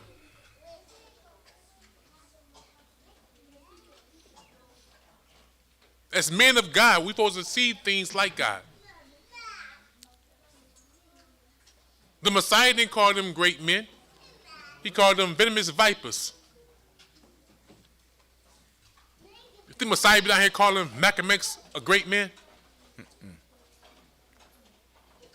Martin Luther King, a great man? Marcus Garvey, a great man? He said, he that is with me, do what with him? Gathers with him. He that don't gather with him is against him. The enemy. So I'm going to say it proudly. Martin Luther King, Malcolm X were not great men. They were abominable in the sight of God. Because Christ says, he who man highly esteems is an abomination. So that's what they were and will always be. Men used to take us away from our God, not to bring us back to the covenant. They still follow the command of the king.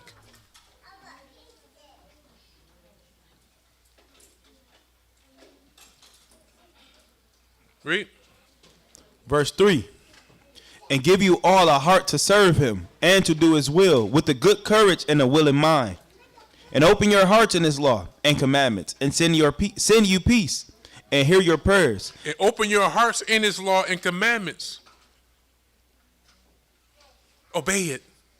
Live it to death. Read.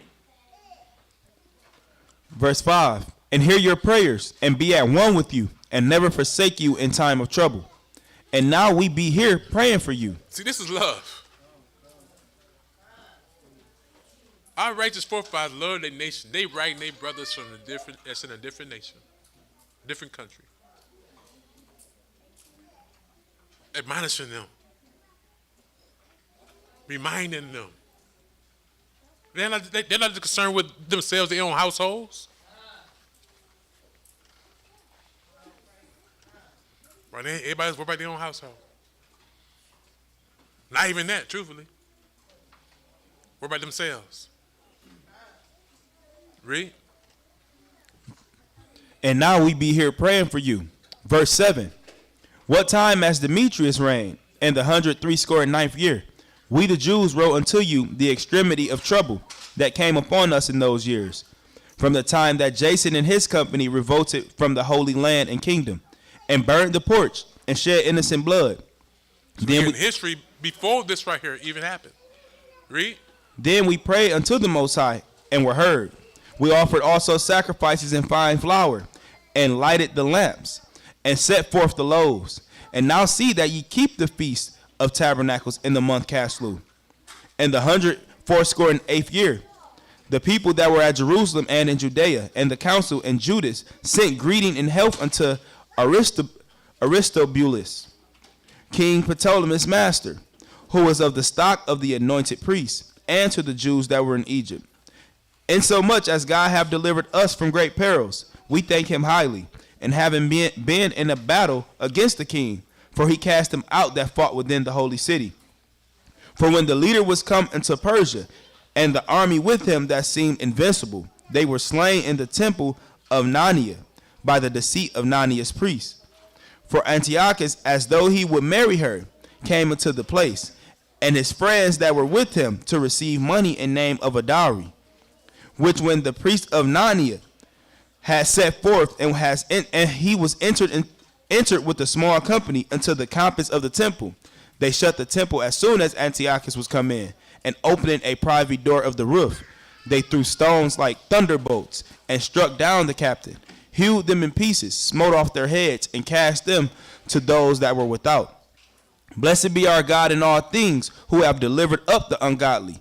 Therefore, whereas we are now purposed to keep the purification of the temple upon the 25th day of the month Caslu, we thought it necessary to certify you thereof, that ye also might keep it, as the feast of tabernacles and of the fire. You should ask the Feast of Tabernacles. How long is the Feast of Tabernacles? 8 days. Read. Which was given us when Nehemiah is Nehemiah. Read. Offered sacrifice, after that he had builded the temple and the altar.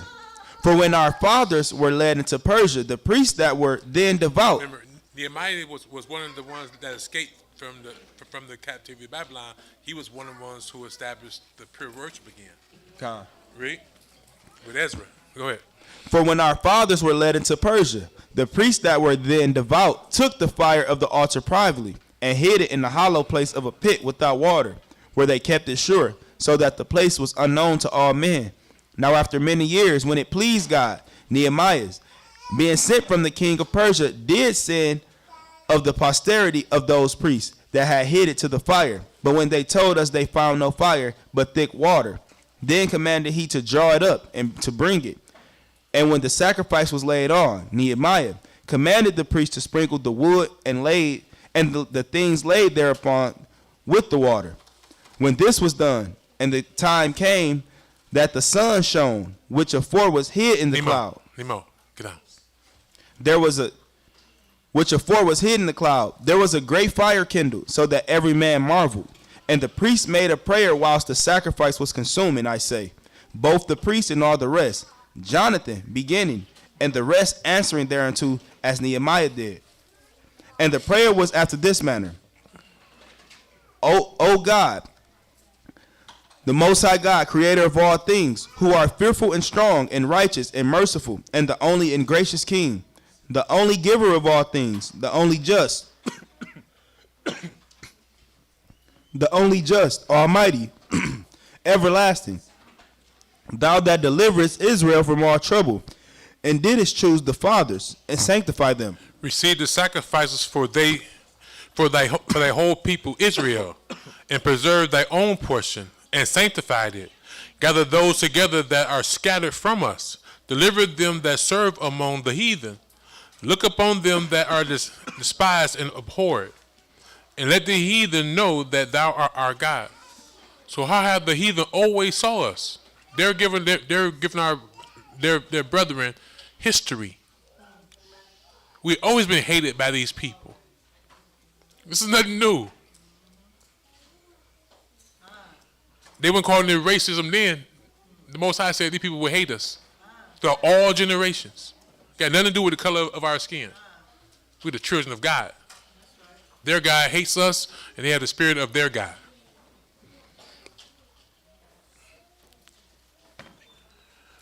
"28.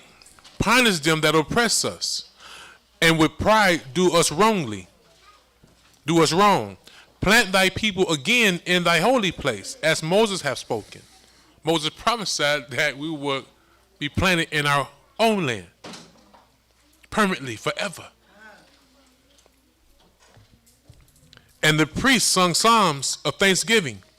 Now when the sacrifice was consumed, Nehemiah commanded the water that was left to be poured on the great stones. When this was done, there was kindled a flame, but it was consumed by the light that shone from the altar. So when this matter was known, it was told the king of Persia. Listen to this now. Where Azariah go?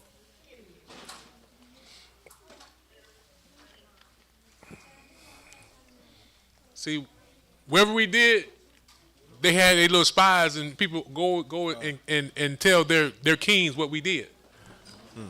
Right?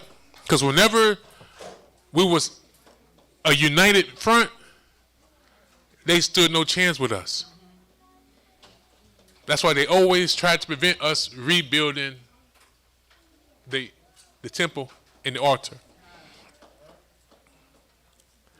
It says, so when this matter was known, it was told the king of Persia that in the place where the priests that were led away had hid the fire, there appeared water, and that Nehemiah had purified the sacrifices therewith. Then the king, in closing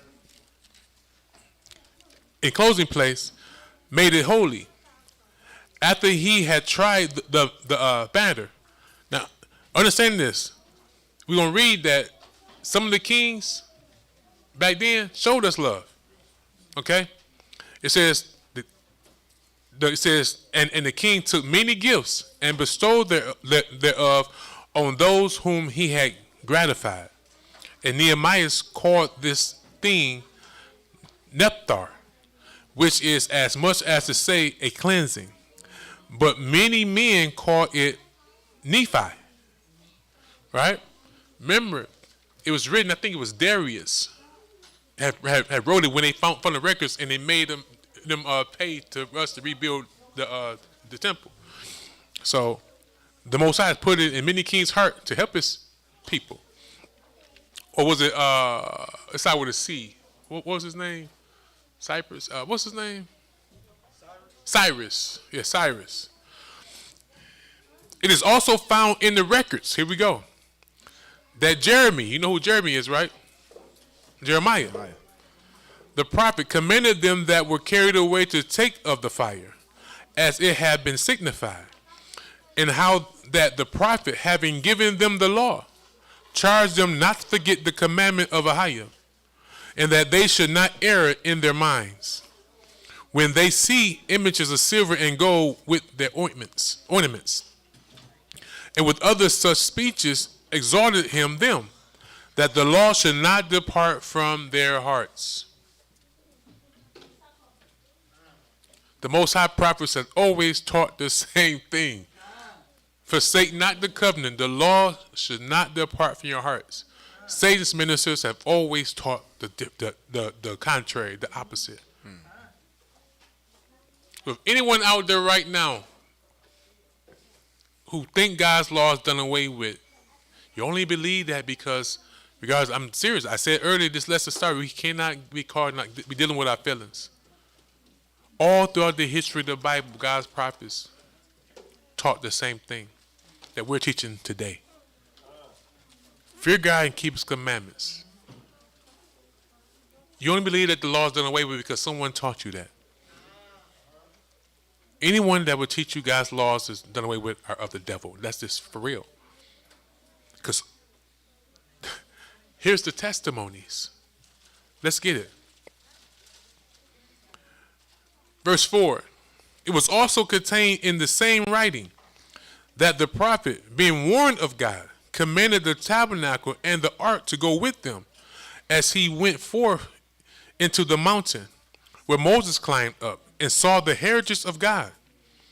And when Jeremy came thither, he found a hollow cave where he left the tabernacle and the ark and the altar of incense, and so stopped the door. And some of those that followed him came to mark the way, but they could not find it.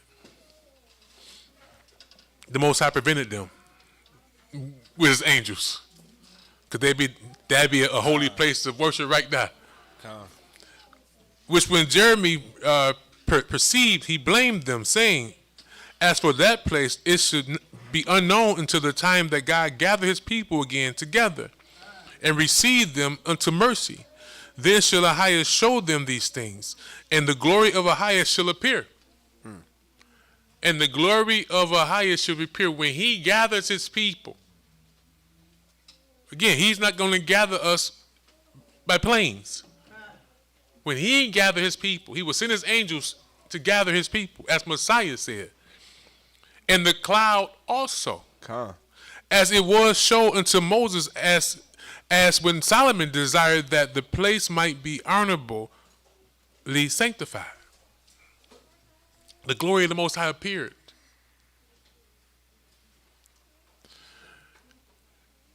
It was also declared that he, being wise, offered the sacrifice of dedication and of the finishing of the temple.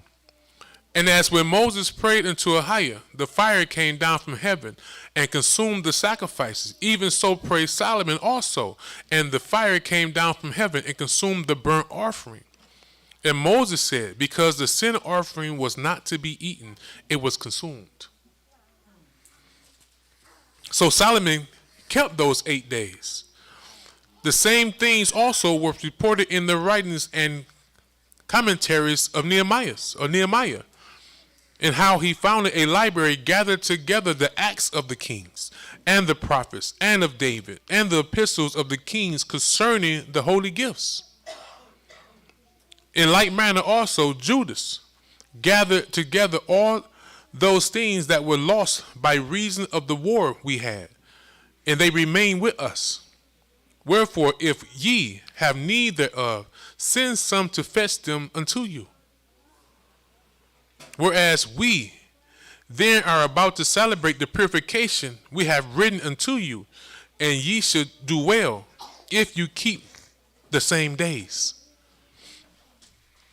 We hope also that the God that delivered all his people and gave them all inheritance in the kingdom and the priesthood and the sanctuary, as he promised in the law, will surely have mercy upon us and gather us together out of every land under heaven unto the holy place. For he has delivered us out of great troubles and have purified the place. See, we're teaching the same doctrine. We're still teaching that we're going back home if we keep his commandments. Those who keep commandments will inherit his kingdom in the holy place. We're not teaching them going to heaven. They're not saying they're going to heaven. The law promised that he would gather his people from the four corners of the earth and give them their kingdom. That's the doctrine. Verse 9, right? 19. Now it's concerning Judas Maccabees and his brethren, and the purification of the great temple, and the dedication of the altar, and the wars against Antiochus Epiphanes, and Eupator, his son, and the manifest signs, here we go, and the manifest signs that came from heaven unto those that behaved themselves manfully to their honor for the law, so that being but a few, they overcame the whole country and chased barbarous multitudes, and recovered again the temple renowned all the world over, and freed the city, and upheld the laws which were going down, the Most High being gracious unto them with all favor. All these things I say, being declared by Jason of Cyrene in 5 books. Where are those books? Where are those records? For those who only believe that God gave us 66 books. Where are those 5 books? They have them. I promise you, the Roman Catholic Church got them. Where am I at? 23 again. All these things I say being declared by Jason of Cyrene in 5 books, we will essay to abridge in 1 volume. For concerning the infinite number and the difficulty which they find that desire to look into the narration of the story, for the variety of the matter, we have been careful that they that will read may have delight, and that they that are desirous to commit to memory might have ease, and that all into those whose hands it comes might have profit. So the testimonies again is of our profit and of our ease. As the memory of this day right here, it should bring us ease, that no matter what we're going through, how Satan war against us, the law promised that the Most High would deliver the righteous. Even as it is no ease unto him that prepareth a banquet and seeketh the benefit of others. Yet for the pleasuring of many we will undertake gladly this great pains, leaving to the altar the exact handling of every particular, and laboring to follow the rules of an abridgment. For as the master builder of a new house must care for the whole building, but he that undertaketh to set it out and paint it must seek out fit things for the abdoring thereof. Even so I think it is with us, to stand upon every point and go over the things at large, and be curious in particulars belonging to the first altar of the story. but to use brevity and avoid much laboring of the work is to be granted to him that will make an abridgment. Here then we begin the story, only adding thus much to that which has been said, that it is a foolish thing to make a long prologue, and to be short in the story itself. Now when the holy city was inhabited with all peace, let's see how it began. Now when the holy city was inhabited with all peace, and the laws were kept very well, because the godliness of Onias the high priest, and his hatred of wickedness, as the leader, as the people. It came to pass that even the kings themselves did honor the place, our place, and magnify the temple with their best gifts. Insomuch that Seleucus, king of Asia, of his own revenues, bare all the costs belonging to the service of the sacrifices. But one Simon of the tribe of Benjamin, Satan planted his seed, who was made governor of the temple, fell out with the high priest about disorder in the city. Who's the author of strife and conflict, confusion? Here we go. When they was at peace, who hated it? Satan. And when he could not overcome Onias, he got him to Apollonius, the son of, how you say that? Tarsius, who then was governor of Cilicia and Phoenicia, and told him that the treasure in Jerusalem was full of infinite sums of money. Was full of infinite sums of money. All right? So the multitude of their riches, which did not pertain to the account of the sacrifices, was innumerable, and that it was possible to bring all into the king's hand. Satan's plot. Now when Apollonius came to the king and had showed him of the money whereof he was told, the king chose out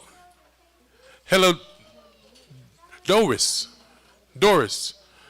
his treasurer, and sent him with the commandment to bring him the foresaid money. So forth went Heliodoris, took his journey under a color of visiting the city of Cilicia and Phoenicia, but indeed to fulfill the king's purpose. And when he was come to Jerusalem and had been courteously received of the high priest of the city, he told him what intelligence was given of the money, and declared wherefore he came, and asked if these things were so indeed. Then the high priest told him that there was such money laid up for the relief of widows and fatherless children.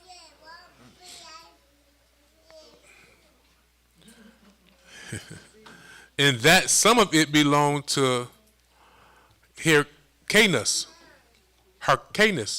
son of Tobias. I remember that. Remember the story to Tobias when his father had him go get this money. Okay, you got to read that. Okay. Tobias, a man of great dignity,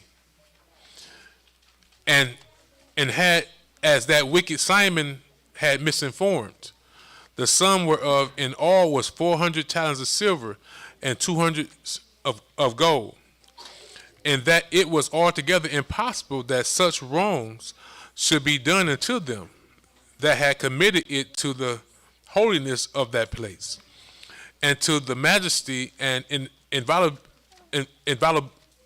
sanctity of the temple, honored over all the world. But Heliodoris, because of the king's commandment given him, said that in any wise it must be brought into the king's treasury. So at the day which he appeared to enter into order this matter, wherefore there was no small agony throughout the whole city. But the priests, prostrating themselves before the altar in their priest's vestments, called into heaven upon him that made a law concerning these things given to be kept, that they should safely be preserved from such as had committed them to be kept. Then whoso had looked the high priest in the face, it should be wounded in heart. It should have wounded his heart. For his countenance and the change of his color declared the inward agony of his mind. For the man was so compassed with the fear and horror of the body that it was manifest to them that looked upon him what sorrow he had now in his heart.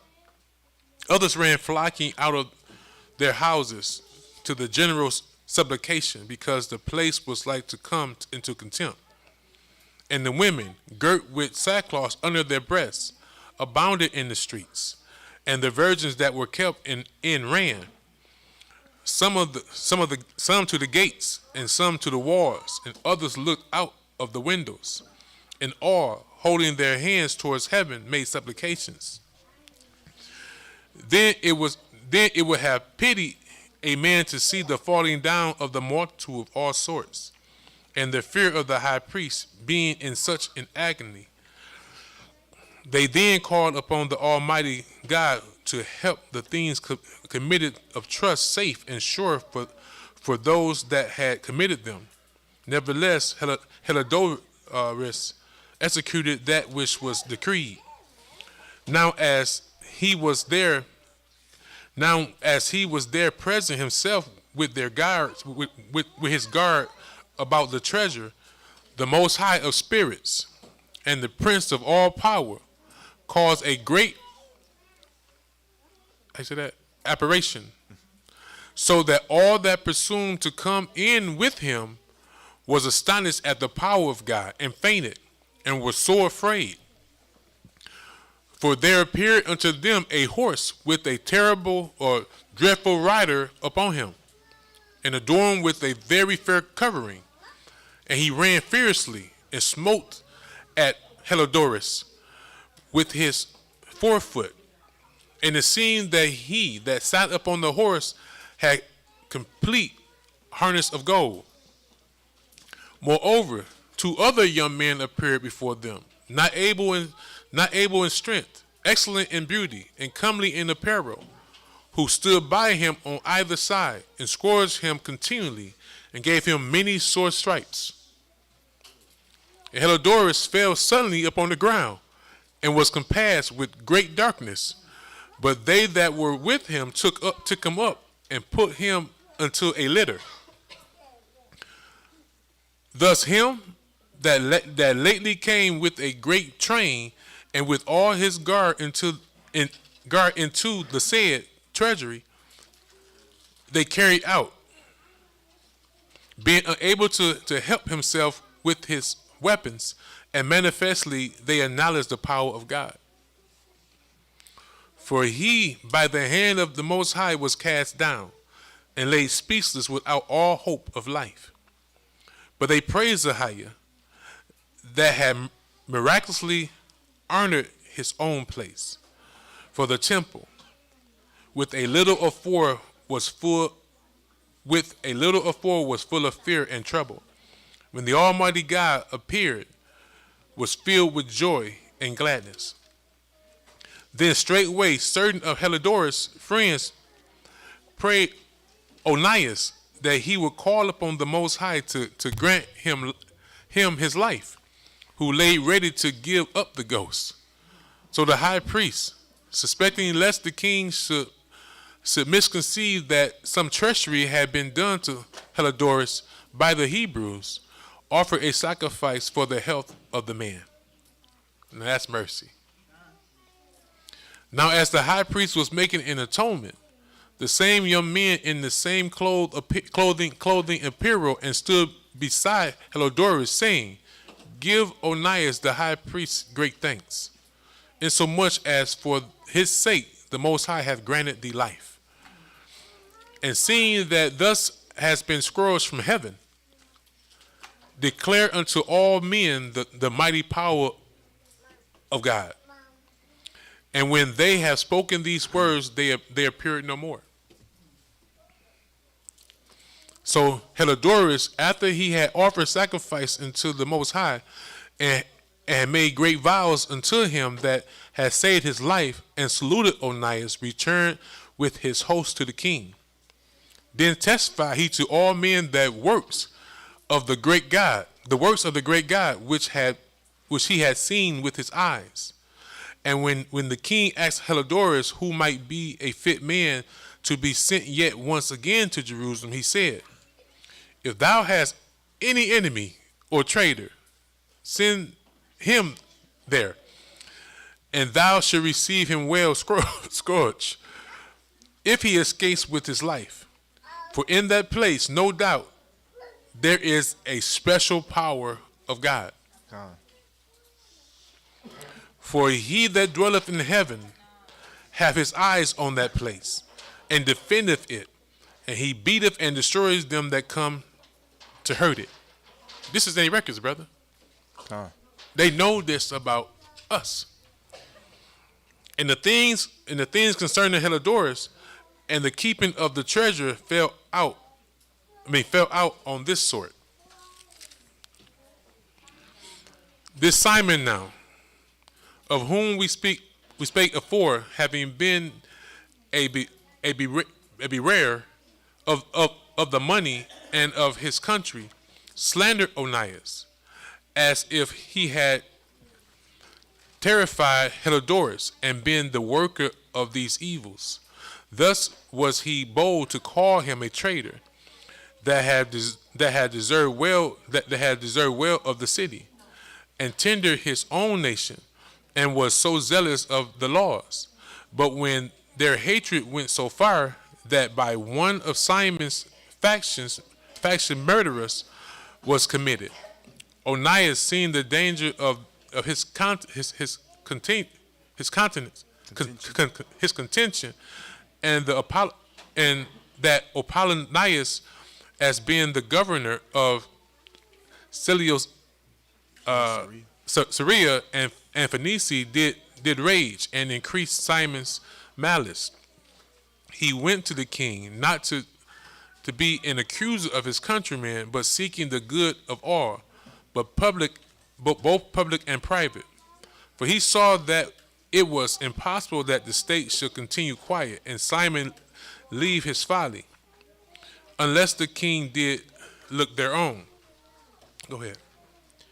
But after the death of Seleucus, when Antiochus called Epiphanes took the kingdom, Jason, the brother of Onias, labored underhand to be high priest, promising unto the king by intercession 360 talents of silver, and of another revenue 80 talents. Beside this, he promised to assign 150 more, if he might have license to set him up a place for exercise, and for the training up of youth in the fashions of the heathen, and to write them of Jerusalem by the name of Antiochus. So the first trick didn't work, so here's saying come with another plan. Right? Let's get the youth. Verse 10, which when the king had granted and had gotten into his hand the rule, he forthwith brought his own nation to the Greekish fashion, and the royal privileges granted of special favor to the Jews by the means of John the father of Eupolemus, who went ambassador to Rome for amity and aid. He took away, and putting down the governments which were according to the law, he brought up new customs against the law. For he built gladly a place of exercise under the tower itself, and brought the chief young men under his subjection, and made them wear a hat. Now such was the height of Greek fashions, and increase of heathenish manners, through the exceeding profaneness of Jason, the ungodly wretch, and not high priest.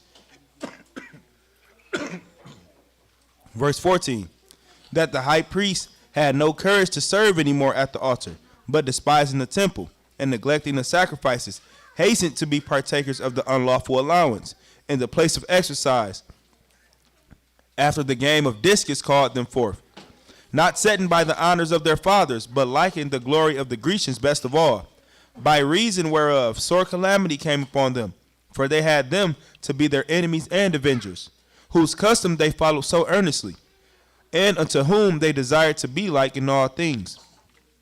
For it is not a light thing to do wickedly against the laws of God, but the time following shall declare these things. Now when the game that was used every 5th year was kept at Tyrus, the king being present, this ungracious Jason sent special messengers from Jerusalem, who were Antiochians, to carry 300 drachms of silver to the sacrifice of Hercules, which even the bearers thereof thought fit. These are their gods. Hercules, one of their. Oops, I hit the thing again. See, that might be good. Oh, it's silent. It's a little bit. You gotta come over. You gotta go this way. No, the other way. No. Keep going. Right there, fine. That's fine. Hercules. Start at top of 19 again. This ungracious Jason sent special messengers from Jerusalem, who were Antiochians, to carry the 300 drachms of silver to the sacrifice of Hercules, which even the bearers thereof thought fit not to bestow upon the sacrifice, because it was not convenient, but to be reserved for other charges. This money then, in regard of the sender, was appointed to Hercules' sacrifice, but because the bearers thereof, it was employed to the making of galleys. Now when Apollonius, the son of Menesthius, was sent to Egypt for the coronation of King Ptolemy Philometor, Antiochus, understanding him not to be well affected to his affairs, provided for his own safety, whereupon he came to Joppa, and from thence to Jerusalem, where he was honorably received of Jason and of the city, and was brought in with torchlight and with great shoutings, and so afterward went with his host unto Phoenicia. 3 years afterward, Jason sent Menelaus, the aforesaid Simon's brother, to bear the money unto the king, and to put him in mind of certain necessary matters. But he being brought to the presence of the king, when he had magnified him for the glorious appearing of his power, got the priesthood to himself, offering more than Jason by 300 talents of silver. So he came with the king's mandate, bringing nothing worthy the high priesthood, but having the fury of a cruel tyrant and the rage of a savage beast. Then Jason, who had undermined his own brother, being undermined by another, was compelled to flee into the country of the Ammonites. So Menelaus got the principality, but as for the money that he had promised unto the king, he took no good order for it, albeit Socrates, the ruler of the castle, required it.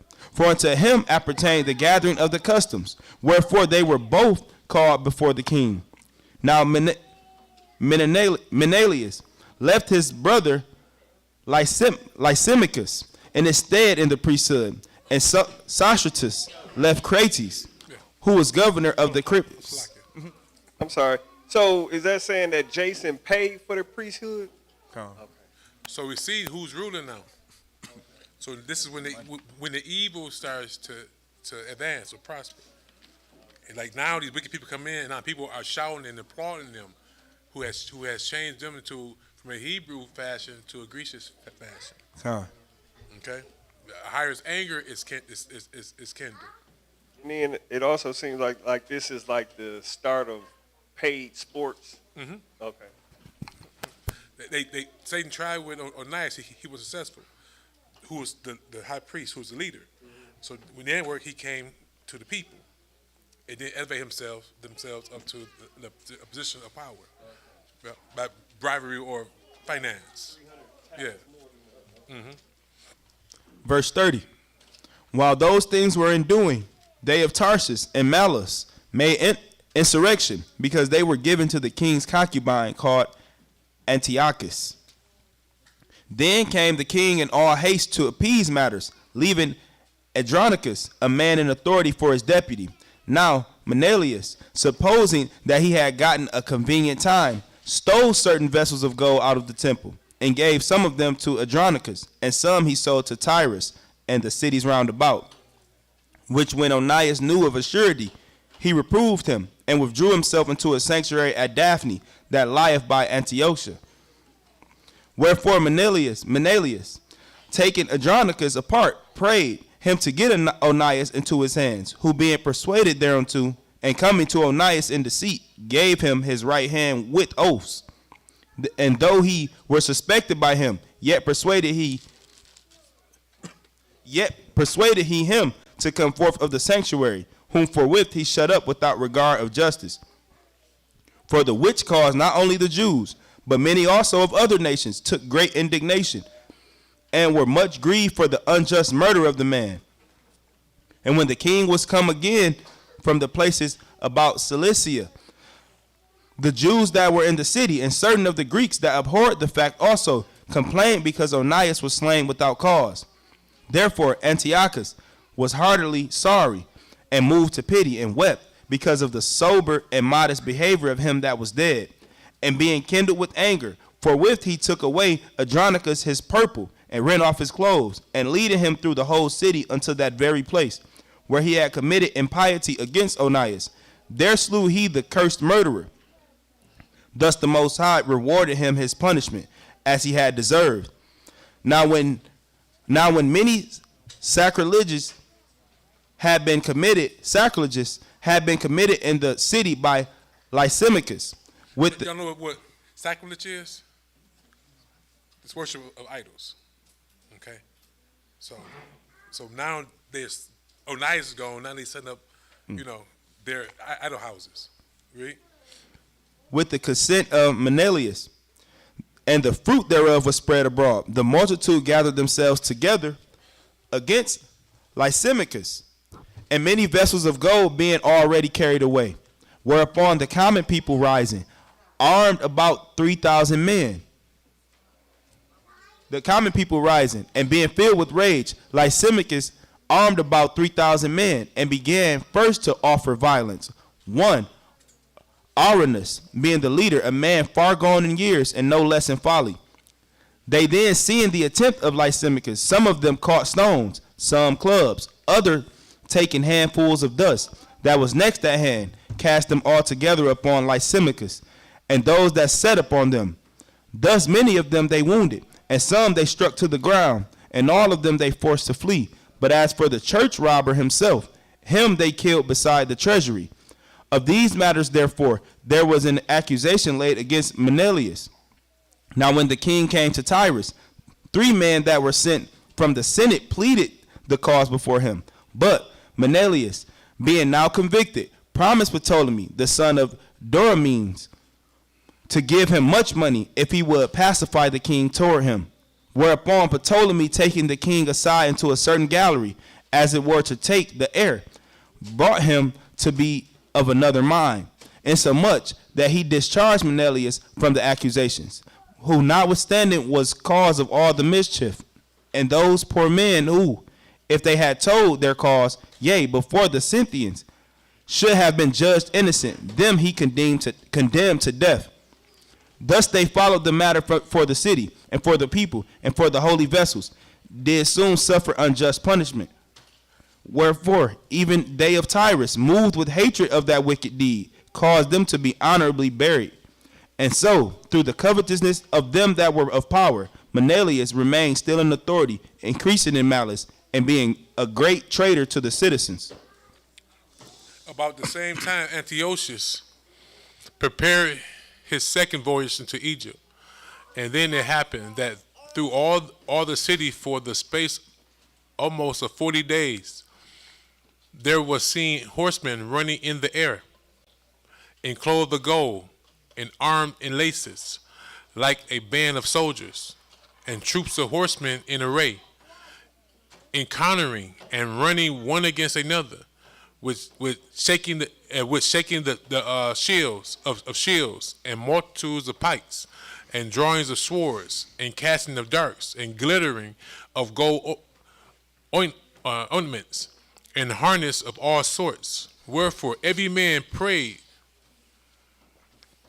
Wait a minute. Prayed that I read that. Didn't I read this? Apparition. Apparition might turn to good. Now when there was gone forth a false rumor, as though Antiochus had been dead, Jason took at the least 1,000 men, and suddenly made an assault upon the city.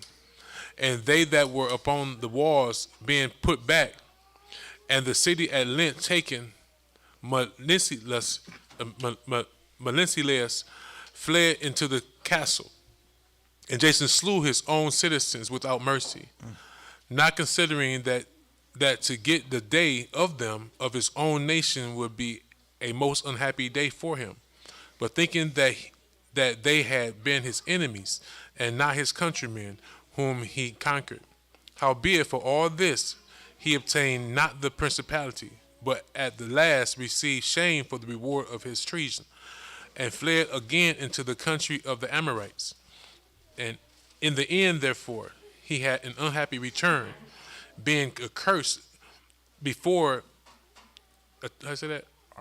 Aretas, the king of the Arabians, fleeing from city to city, pursued of all men, hated as a forsaker of the laws, and being had in abomination as an open enemy of his own country and countrymen, he was cast out into Egypt. Thus he that had driven many out of their own country perished in a strange land, retiring to the Lacedaemonians,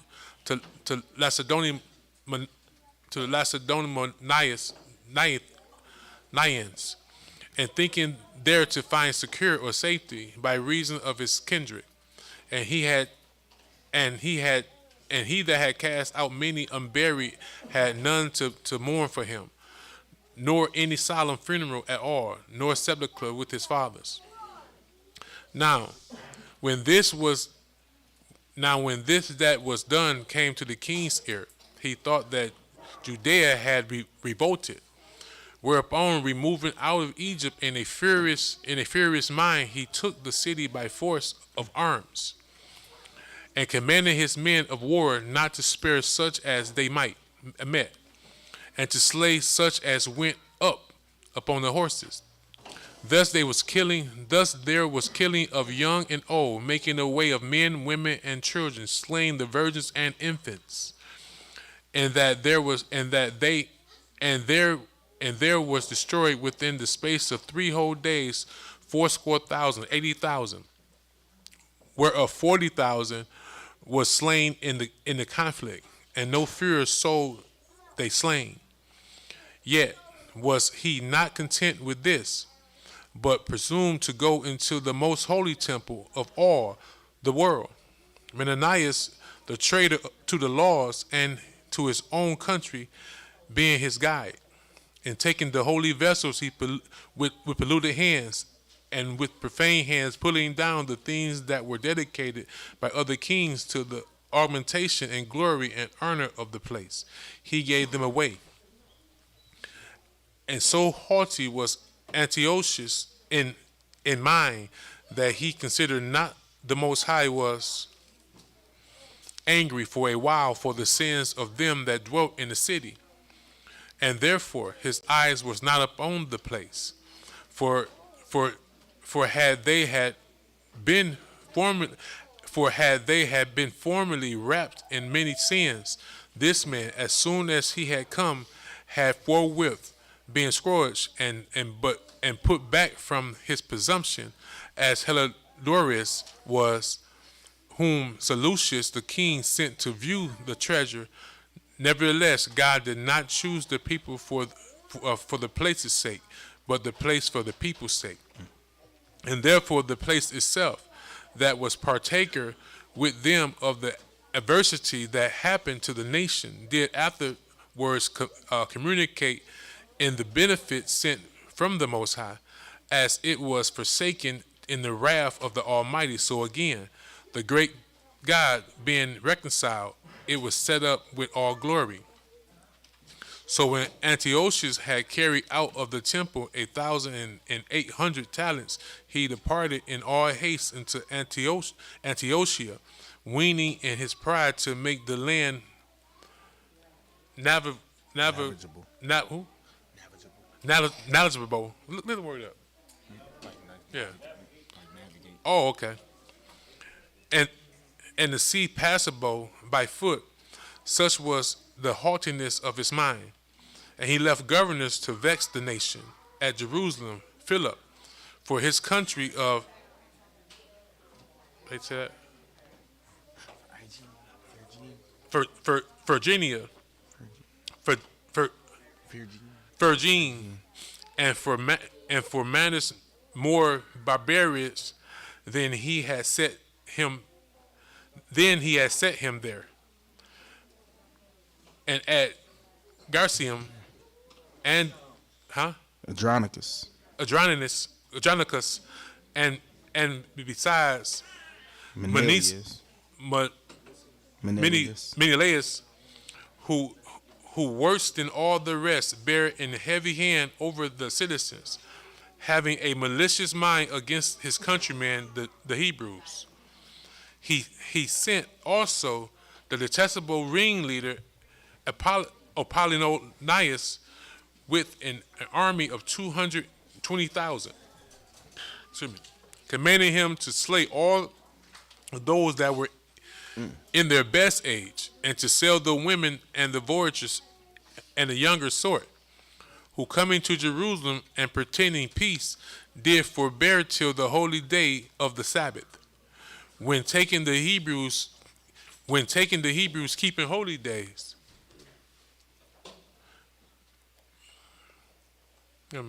When taking the Hebrews keeping the holy day, he commanded his men to arm themselves. And so he slew all them that were going to celebrate of the Sabbath, and running through the city with weapons slew great multitudes.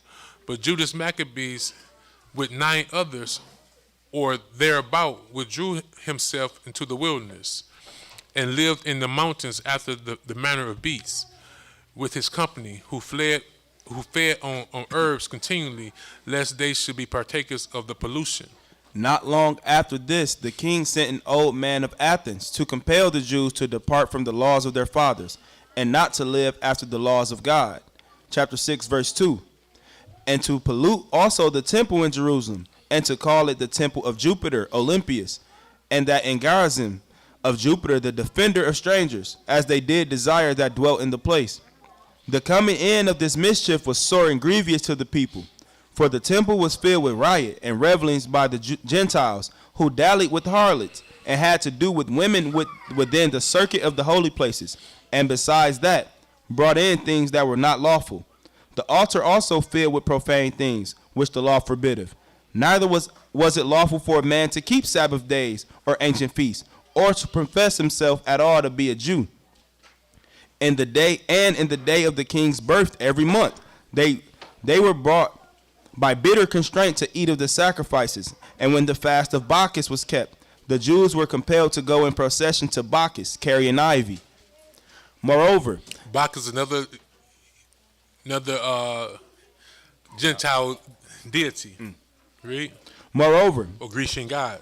There went out a decree to the neighbor cities of the heathen by the suggestion of Ptolemy against the Jews, that they should observe the same fashions and be partakers of their sacrifices. And whoso would not conform themselves to the manners of the Gentiles should be put to death. Then might a man have seen the present misery. Verse 10. For there were 2 women brought, who had circumcised their children, who they had openly led round about the city, the babes hanging at their breasts. They cast them down headlong from the wall. So we can see through a space of time how wicked Jerusalem and Judea had become through all this craft that our God prophesied through Daniel will come through these men. So through time, our people became more wickeder and wickeder and wickeder. Yes. Verse 11. And others that had run together into caves nearby to keep the Sabbath day secretly, being discovered by Philip, were all burnt together, because they made a conscience to help themselves for the honor of the most sacred day. Now I beseech those that read this book, that they be not discouraged for these calamities, but they that judge those punishments not to be for destruction, but for a chastening of our nation. For it is a token of his great goodness when wicked doers are not suffered any long time, but forthwith punished. For not as with other nations, whom the Most High patiently forbeareth to punish, till they be come to the fullness of their sins, so dealeth he with us. Lest that, being come to the height of sin, afterwards he should take vengeance of us. And therefore he never withdraweth his mercy from us. And though he punish with adversity, yet do he never forsake his people. But let this that we have spoken be for a warning unto us. And now will we come to the declaring of the matter in a few words. Verse 18, Eleazar, one of the principal scribes, an aged man, and of a well-favored countenance, was constrained to open his mouth and to eat swine's flesh. But he, choosing rather to die gloriously than to live stained with such an abomination, spit it forth, and came of his own accord to the torment, as it behooved them to come, that are resolute to stand out against such things, as are not lawful for the love of life to be tasted. But they that had the charge of that wicked feast. So the unclean meat that the beast the Most High told us not to eat are properly seen as what? Are not lawful for the love of life to be tasted. To be tasted. The Most High did not send Christ to change that. That's how we must see him. But they that had the charge of that wicked feast, for the old acquaintance they had with the man, taking him aside, besought him to bring flesh of his own provision, such as was lawful for him to use, and make it as if he did eat of the flesh taken from the sacrifice commanded by the king, that in so doing he might be delivered from death, and for the old friendship with them find favor. See again, like Messiah said, he that try to save their life should lose it. They say, okay, you want to eat swine's flesh? Let's still use you as a vessel of deceit. Eat a meat of your own choice. But just eat before the people so that they would believe that you ate swine's flesh, so they would do it. Read. Verse 23. But he began to consider discreetly, and as became his age, and the excellency of his ancient years, and the honor of his great head, whereon was come, and his most honest education from a child, or rather the holy law made and given by God. Therefore he answered accordingly, and willed them straightways to send him to the grave. Verse 24. For it becometh not our age, said he, in any wise to dissemble, whereby many young persons might think that Eleazar, being 80 years old and 10, were now gone to a strange religion. 90 years old. And so they through mind hypocrisy and desire to live a little time and a moment longer, should be deceived by me, and I get a stain to my old age, and make it abominable. For though for the present time I should be delivered from the punishment of men, yet should I not escape the hand of the Almighty, neither alive nor dead. So he thoroughly understood the judgment and what happens to us after death. He said, neither could I escape that, nor alive or after I die. He understood the truthness of what hell really is. Read. Yet should I not escape the hand of the Almighty, neither alive nor dead. Wherefore now, manfully changing this life, I will show myself such a one as my age requireth, and leave a notable example to such as be young to die willingly and courageously for the honorable and holy laws. And when he had said these words, read that again. My people, let us take this to heart. The Most High gave this man as an example of us. These words are inspired by who? Our Heavenly Father. Most High. Read. Verse 28. Let him be what? And leave a notable example. Leave a notable example.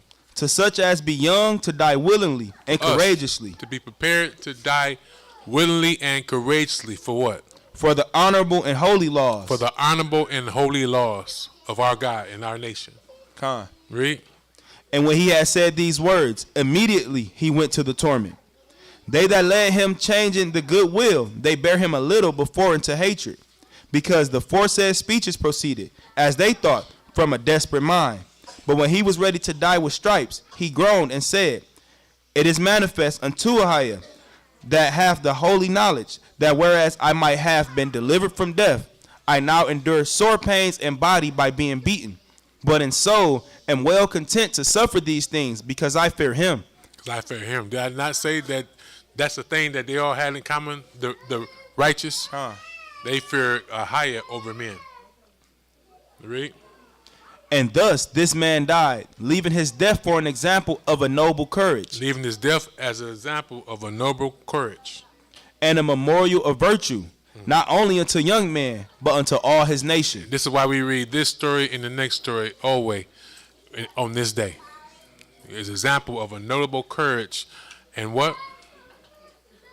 And not only unto young men, but unto all his nation. Notable courage and a memorial of virtue. A memorial of virtue. Read. And it came to pass also that 7 brethren with their mother were taken. I got it. And it came to pass also that 7 brethren with their mother were taken, and compelled by the king against the law to taste swine's flesh, and were tormented with scourges and whips. But one of them that spake first said thus, What wouldst thou ask of or learn of us?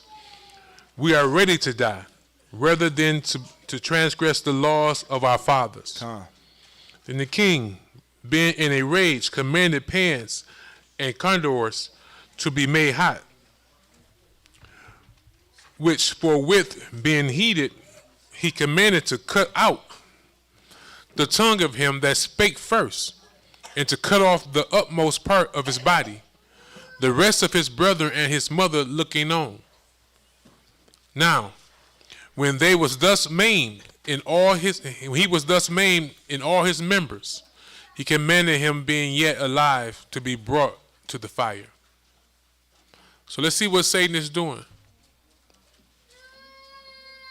We have to put our minds there, because again, all this is written for a warning and our learning. He did in front of his family, trying to do what? Scare them to try to save their life. We can't say what tomorrow brings. All we know is what prophecy said, what the Messiah left us with. Many of us would die. We have to put our mind there. Their mind was there.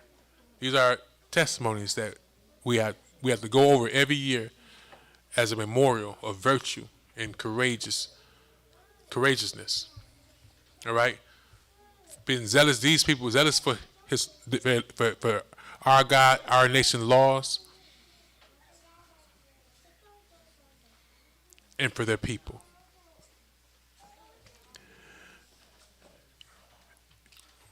Some of us may live to see the day where we're tested like this. If so, remember the testimonies. Okay? Now, when he was thus maimed in all his members, he commanded him, being yet alive, to be brought to the fire, and to be fried into the pan. And as the vapor of the pan was for a good space dispersed, they exhorted one another with the mother to die manfully, saying thus, Ahayah look upon us, and in truth have comfort in us, as Moses in his song, which witnessed to their faces, declared, saying, and he should be comforted in his servants. So what do you mean he should be comforted in his servants? Because Moses sung this in his song, the Most High will be comforted in his servants. No, the story is telling itself. The answer is right there. Read. Caleb, what you going to say? That the Most High be proud that we will stand for him. Exactly. For the world. Yep. He'll have respect to the righteous. He'll be comforted. Where I'm at. What scripture I'm on? 7. Yep. 7. So when the first was dead after this manner, they brought the second to make him a mocking stock.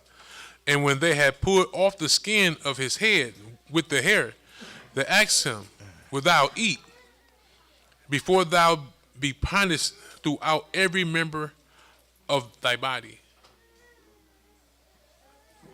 So I'm going to ask the viewers of this who are not of the faith. Do you think the Most High God would let his people go through this to change it? They're talking about eating swine's flesh or something the Most High deemed as abominable. But was on the menu right now is swine, pig, pork. The Most High does not change. It never will. But he answered in his own language and said, La'ah, no. Wherefore, he also received the next torment in order, as the former did. And when he was at the last gasp, he said, Thou like a fury taketh us out of this present life, but the King of the world shall raise us up, who had died for his laws until to everlasting life. Do y'all believe that? This is our doctrine.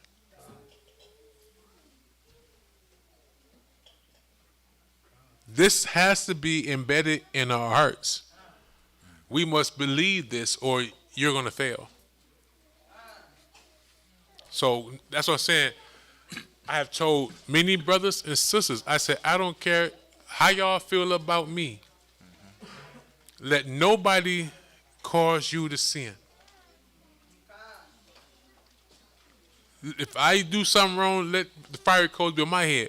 But don't say, well, I'm going to leave the faith because of Elder Ma'ad. You be quiet over there, woman. I've been giving y'all space for a long time today. But it's cool, but I understand. But come on. Because this has to be our mentality. They're letting not even being tortured. Skin pulled off like a catfish. Imagine that with like pliers. They cutting you, pulling off your skin alive. Pulling off your, women, y'all get some fights. Those who got real hair. What? It has, weed too, because weed tied into your head. So y'all know how I feel when they pull in it be like somebody showed me a video not too long ago. Some mama came, outside the parking lot. Mama came down there and got whooped on and scalped. Hey, that can't feel good. Me myself, I ain't worried about that, But I'm just saying, the pain they endured. So what we read right now, these people are included in the great cloud of witnesses. If we failed, they condemn us. So let no man, no spirit seduce you to go against the laws of God. These people were successful in God's sight.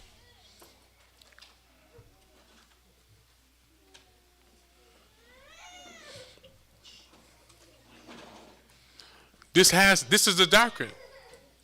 In the face of death, this has to be in our heart.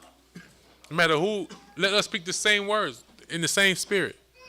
And when he was at the last gasp, he said, Thou like a fury takest us out of this present life, but the King of the world shall raise us up, who have died for his laws, unto everlasting life. That's not the doctrine of Christianity.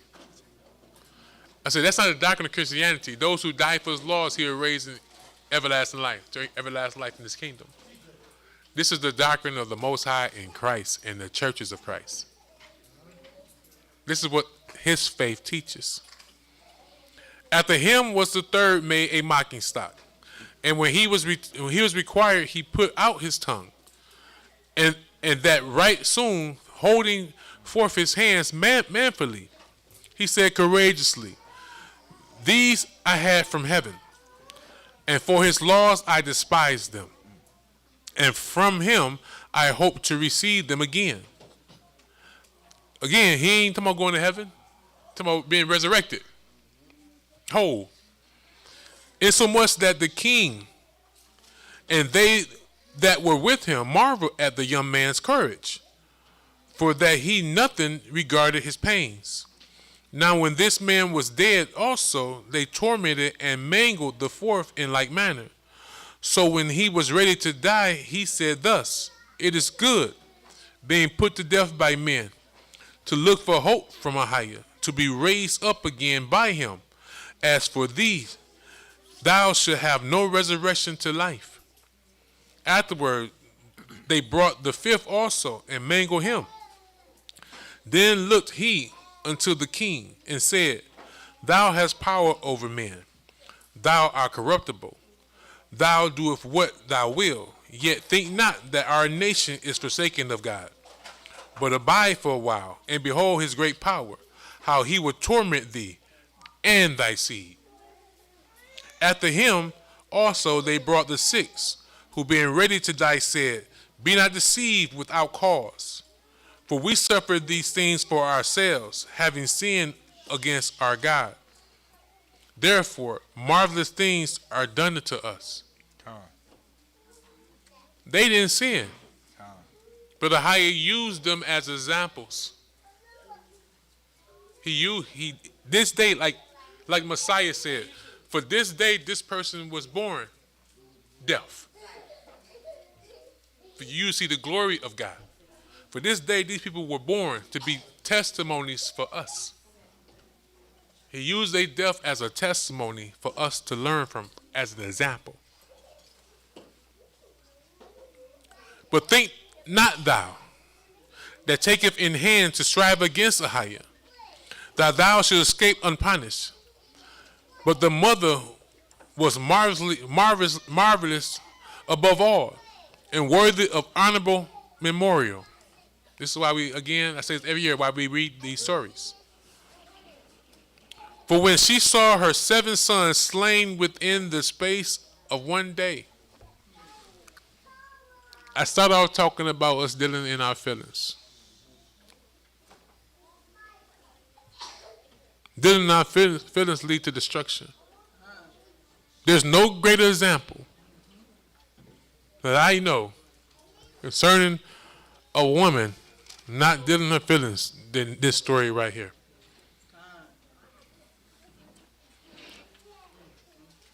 Naturally, she would have tried to do what? The same as women did now, but as many of them did at this time. They convinced their children to compromise and follow the king's law to save their life. Not respecting the laws, they respected their life, but now they're getting tormented in the hell. But here's a woman who have watched her sons, 7 of them, die horribly. Right now, women say, "No, son, this bow down to the king. No, son, save your life." As Job would have said, you speak as a foolish woman. She didn't. She spoke as a wise woman. She feared the Most High.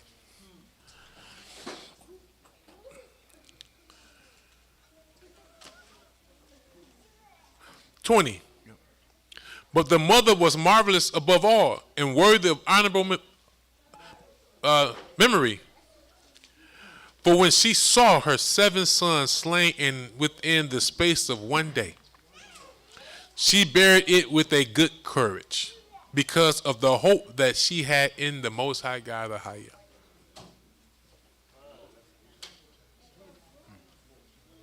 Are y'all there, sisters? Y'all got children?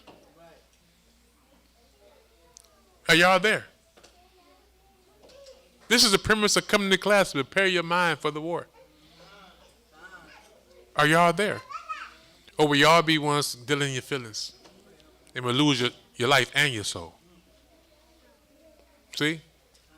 He that love father, mother, or child more than ain't worthy of the kingdom. But for the hope that she had in her God, understanding the resurrection, the Most High commanded us to use this woman as a memorial, as a memory. She's written. There has not been one feast dedication day that we have not read this story. Eleazar for the men.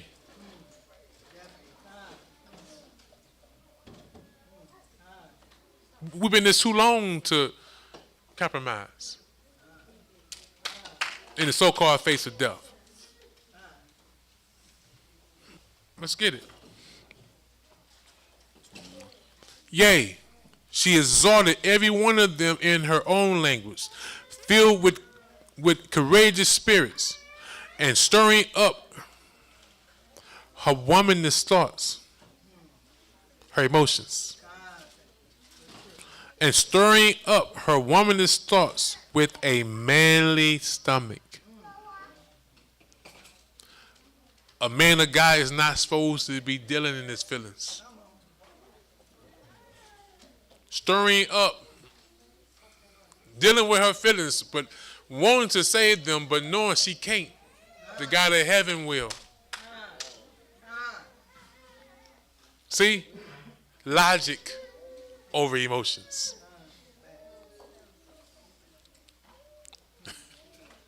Reality over illusion. Yea, she exalted every one of them in her own language, filled with courageous spirits, and stirring up her woman's thoughts with a manly stomach. She said unto them, Sons, I cannot tell how ye came into my womb. For I neither gave you breath nor life, neither was it I that formed the members of every one of you,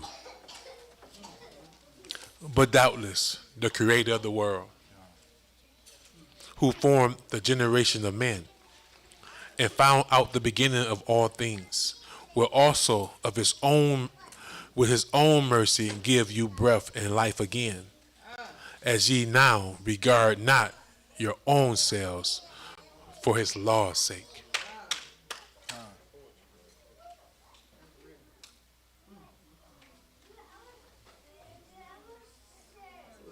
How serious is the law?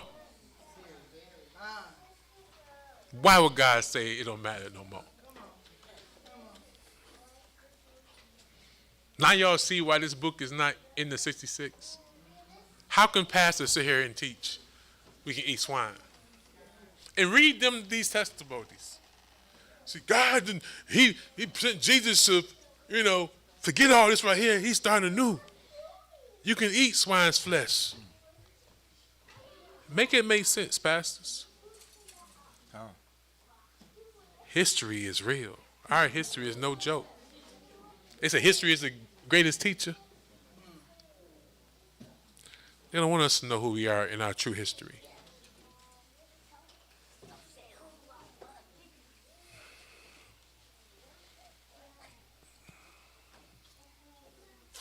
But doubtless the creator 23 of the world, who formed the generation of men, and found out the beginning of all things, will also of his own mercy give you breath and life again, as ye now regard not your own selves for his law's sake. Now Antiochus, thinking himself despised, and suspecting it to be a reproachable speech, while the youngest was yet alive, did not only exalt him by words, but also assured him with oaths that he would make him both rich and a happy man. This is Satan's last trick. This is what he promised those who are our idols today. He promised to make them rich and a happy man. Which one have y'all seen happy? They rich. Which of them are happy? They're on multiple drugs, committing all kind of stuff because they're not happy. How can this man be happy when he has witnessed 6 of his brothers, older brothers, destroyed? who did not partake, who did not compromise, how can he feel good about himself being a coward when his brothers had set the example for him? How in the world can he be happy? Right. How can money replace that? Right. Money can't buy that. As Messiah says, they are deceptive powers of riches. Don't make you happy. These celebrities, these people go into these deals thinking that this money is going to make them happy. It don't.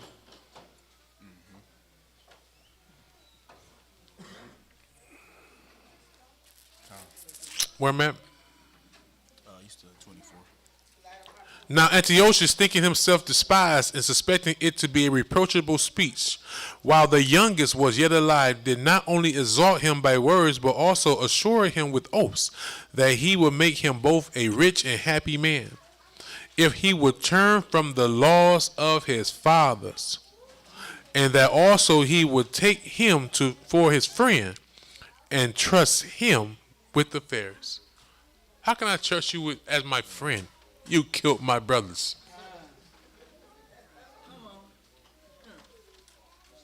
Oh, it has not changed. People sacrifice their families for wealth, for riches. Satan required the same thing, blood sacrifice. They sacrifice their loved ones to be rich. 25. But when the young man would in no case hearken unto him, the king called his mother and exhorted her that she should counsel the young man to save his life. And when he had exhorted her with many words, she promised him that she would counsel her son.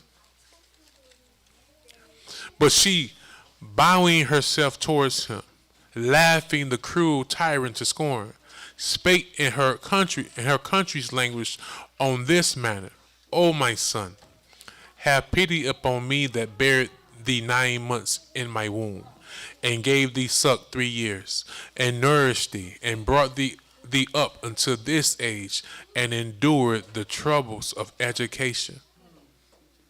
Teaching the law, she endured the trouble. She didn't compromise with the king's decree.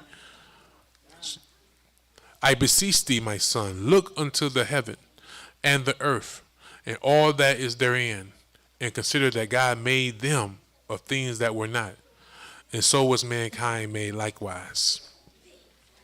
Fear not this tormentor, but being worthy of thy brethren, take thy death, that I may receive thee again in mercy with thy brethren. While she was yet speaking these words, the young man said, Whom wait ye for? I will not obey the king's commandments, but I will obey the commandment of the law that was given unto our fathers by Moses. How far we have decayed as a people. And thou, that thou being the author of all mischief against the Hebrews, should not escape the hands of God. For we suffer because of our sins. And though the living God be angry with us a little while for our chastening and correction, yet shall he be at once again with his servants. But thou, O godless man, and all others most wicked, be not lifted up without a cause, nor puffed up with uncertain hopes, lifting up thy hand against the servants of God. For thou hast not yet escaped the judgment of the Almighty God, who seeing all things. For our brethren, who now have suffered a short pain, are dead under God's covenant of everlasting life. But thou, though the judgment of Ahayah should receive just punishment for thy pride, but I, as my brethren, offer up my body and live in life for the laws of our fathers. For it is our reasonable sacrifice. For it is our reasonable sacrifice, as this young man understood. 37. But I, as my brethren, offer up my body and life for the laws of our fathers, beseeching Ahayah that he will speedily be merciful unto our nation. So he said they just talking about their nation, not themselves.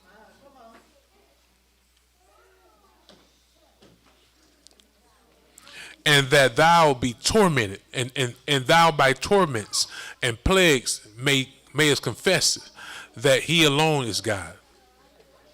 And that in me and my brethren the wrath of the Almighty, which is justly brought upon all our nation, may cease. Then the king, being in a rage, handled him worse than all the rest. I can't imagine worse than that, but he did worse. And took it grievously that he was mocked. So this man, being undefiled, and put his whole trust in Ahayah. Last of all, after the sons, the mother died. Let this be enough now to have spoken concerning the adulterous feasts and the extreme torments. Last precept. Go ahead. First Maccabees chapter 2. Oh, I'm sorry. Chapter 1. I'm sorry. Yeah, we didn't get the dedication. I was reading that thing wrong. I'm like, 61? Ain't no 61. Let's go.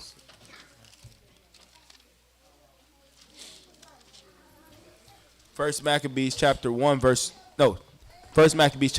verse 1. Yep. In those days arose Mattathias, the son of John, the son of Simeon, and a priest of the sons of Jorib from Jerusalem, and dwelt in Modin. And he had 5 sons, Johanan, called Cades, Simon, called Thasi, Judas, who was called Maccabeus, Eleazar, called Avaron, and Jonathan, whose surname was Apphus. And when he saw the blasphemies that were committed in Judah and Jerusalem, he said, Woe is me! Wherefore was I born to see this misery of my people and of the holy city, and to dwell there, when it was delivered unto the hand of the enemy, and the sanctuary unto the hand of strangers. Her temple is become as a man without glory. Her glorious vessels are carried away into captivity. Her infants are slain in the streets, her young man with the sword of the enemy. What nation have not had a part in her kingdom, and gotten of her spoils? All her ornaments are taken away. Of a free woman she has become a bondslave. And behold, our sanctuary, even our beauty and our glory, is laid waste, and the Gentiles have profaned it. To what end, therefore, shall we live any longer? Then Mattathias and his sons rent their clothes, and put on sackcloth, and mourned very sore. In the meanwhile, the king's officers, such as compelled the people to revolt, came into the city Modin to make them sacrifice. And when many of Israel came unto them, Mattathias also and his sons came together. Then answered the king's officers and said to Mattathias on this wise, Thou art a ruler, and an honorable and great man in this city, and strengthened with sons and brethren. Now therefore, come thou first, and fulfill the king's commandment, like as all the heathen have done, yea, and the men of Judah also, and such as remain at Jerusalem. So shalt thou and thy house be in the number of the king's friends, and thou and thy children shall be honored with silver and gold, and many rewards.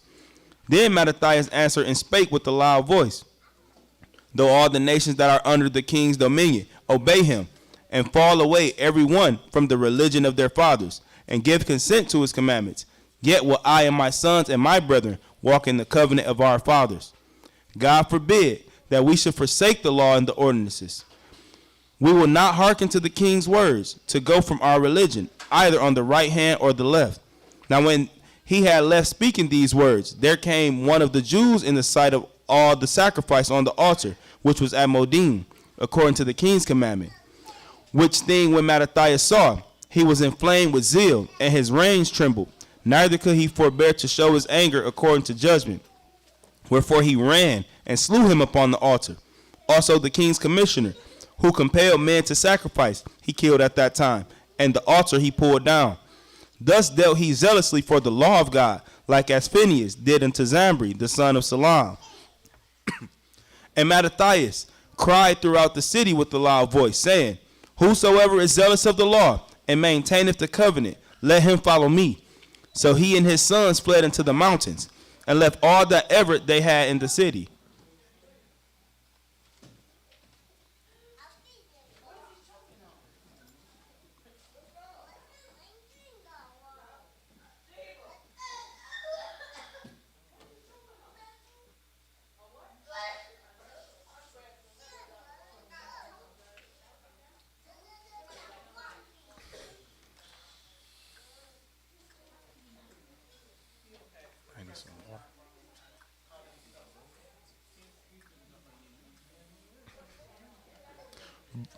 Verse 27. And Mattathias cried throughout the city with a loud voice, saying, Whosoever is zealous of the law, and maintaineth the covenant, let him follow me. So he and his sons fled into the mountains, and left all that ever they had in the city. Then many that sought after justice and judgment went down into the wilderness to dwell there, both they and their children, and their wives, and their cattle, because afflictions increased sore upon them. Now when it was told the king's servants and the host that was at Jerusalem, in the city of David, that certain man who had broken the king's commandment, were gone down into the secret places in the wilderness. They pursued after them a great number, and having overtaken them, they camped against them, and made war against them on the Sabbath day. And they said unto them, Let that which ye have done hitherto suffice. Come forth and do according to the commandment of the king, and ye shall live. But they said, We will not come forth, neither will we do the king's commandments, to profane the Sabbath day. So then they gave them the battle with all speed. Howbeit, they answered them not, neither cast they a stone at them, nor stopped the places where they lay hid, but said, Let us die all in our innocency. Heaven and earth will testify for us that ye put us to death wrongfully. So they rose up against them in battle on the Sabbath, and they slew them with their wives and children and their cattle, to the number of 1,000 people. Now when Mattathias and his friends understood hereof, they mourned for them right sore. And one of them said to another, If we all do as our brethren have done, and fight not for our lives and laws against the heathen, they will now quickly rid us out of the earth. At that time, therefore they decreed, saying, Whosoever shall come to make battle with us on the Sabbath day, we will fight against him. Neither will we die all, as our brethren that were murdered in the secret places. Then came there unto him a company of Assyrians, who were mighty men of Israel, even all such as were voluntarily devoted unto the law. Also all they that fled for persecution joined themselves unto them, and were a stay unto them. So they joined their forces, and smote sinful men in their anger, and wicked men in their wrath, but the rest fled to the heathen for succor. Then Mattathias and his friends went round about, and pulled down the altars, and what children soever they found within the coast of Israel uncircumcised, those they circumcised valiantly. They pursued also after the proud men, and the work prospered in their hand. So they recovered the law out of the hand of the Gentiles, and out of the hand of kings. Neither suffered they the sinner to triumph. Now when the time drew near that Mattathias should die, he said unto his sons, Now have pride and rebuke gotten strength, and the time of destruction, and the wrath of indignation. Now therefore, my sons, be ye zealous for the law, and give your lives for the covenant of your fathers. Call to remembrance what acts our fathers did in their time. So shall ye receive great honor and an everlasting name. Again, see, remember the testimonies of our fathers and our mothers. So shall we receive great honor if we do the same. Let's get it. Verse 52. Was not Abraham found faithful in temptation, and it was imputed unto him for righteousness? Joseph in the time of his distress kept the commandment, and was made Lord of Egypt. Phinehas, our father, in being zealous and fervent, obtained the covenant of an everlasting priesthood. Joshua, for fulfilling the word, was made a judge in Israel. Caleb, for bearing witness before the congregation, received the heritage of the land. David, for being merciful, possessed the throne of an everlasting kingdom. Elijah, for being zealous and fervent of the law, was taken up into heaven. Ananias, Azarias, and Misael, by believing, were saved out of the flame. Daniel, for his innocency, was delivered from the mouth of lions. And thus considered ye throughout all ages, that none that put their trust in him shall be overcome. Read that again. Con. And thus consider ye throughout all ages, that none that put their trust in him shall be overcome. Fear not then the words of a sinful man, for his glory shall be dung and worms. Today he shall be lifted up, and tomorrow he shall not be found, because he is returned into his dust, and his thoughts is come to nothing. Wherefore, ye my sons, be valiant, and show yourselves men in the behalf of the law, for by it shall ye obtain glory. And behold, I know that your brother Simon is a man of counsel. Give ear unto him always. He shall be a father unto you. As for Judas Maccabees, he hath been mighty and strong, even from his youth up. Let him be your captain, and fight the battle of the people. Take also unto you all those that observe the law, and avenge ye the wrong of your people. Recompense fully the heathen, and take heed to the commandments of the law. So he blessed them, and was gathered to his fathers. And he died in the 146th year, and his sons buried him in the sepulchres of his fathers at Modin, and all Israel made great lamentation for him. Then his son Judah, Judas, called Maccabees, rose up in his stead, and all his brethren helped him, and so did all they that held with his father, and they fought with cheerfulness the battles of Israel. So he got his people great honor, and put on a breastplate as a giant, and girt his warlike harness about him. And he made battles, protecting the host with his sword. In his acts he was like a lion, and like a lion's whelp, roaring for his prey.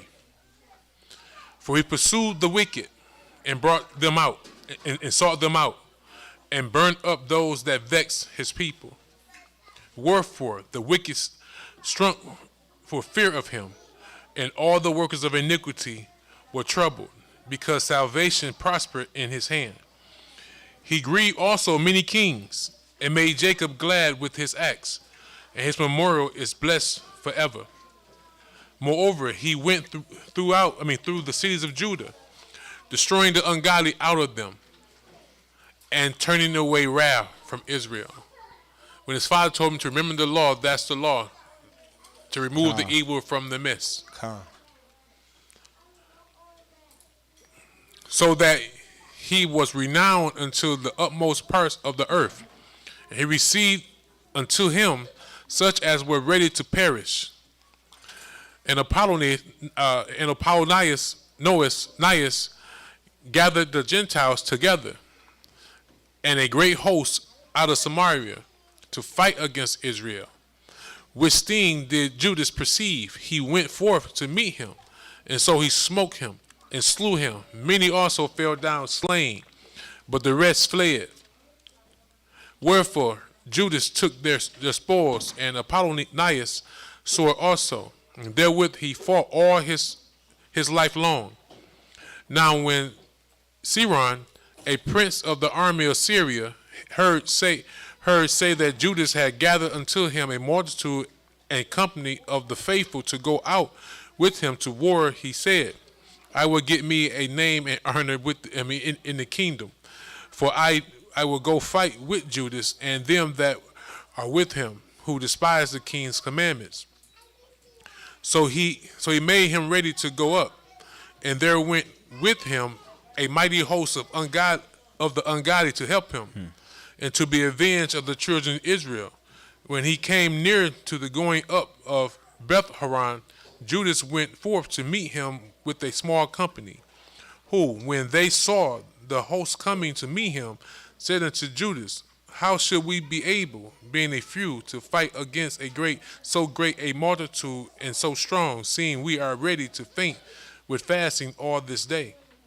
And to whom Judas answered, it is no hard matter for many to be shut up in the hands of a few, and with the God of heaven it is all one, to deliver with a great multitude or a small company.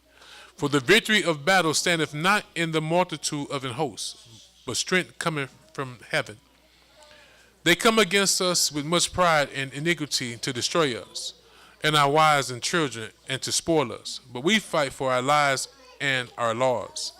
Wherefore Ahayah himself will overthrow them before our face, and as for you, be ye not afraid of them. Now as soon as he had left off speaking, he leaped, and suddenly upon them, and so Siron and his host was overthrown before him. And they pursued them from the going down to Beharon unto the plain, where were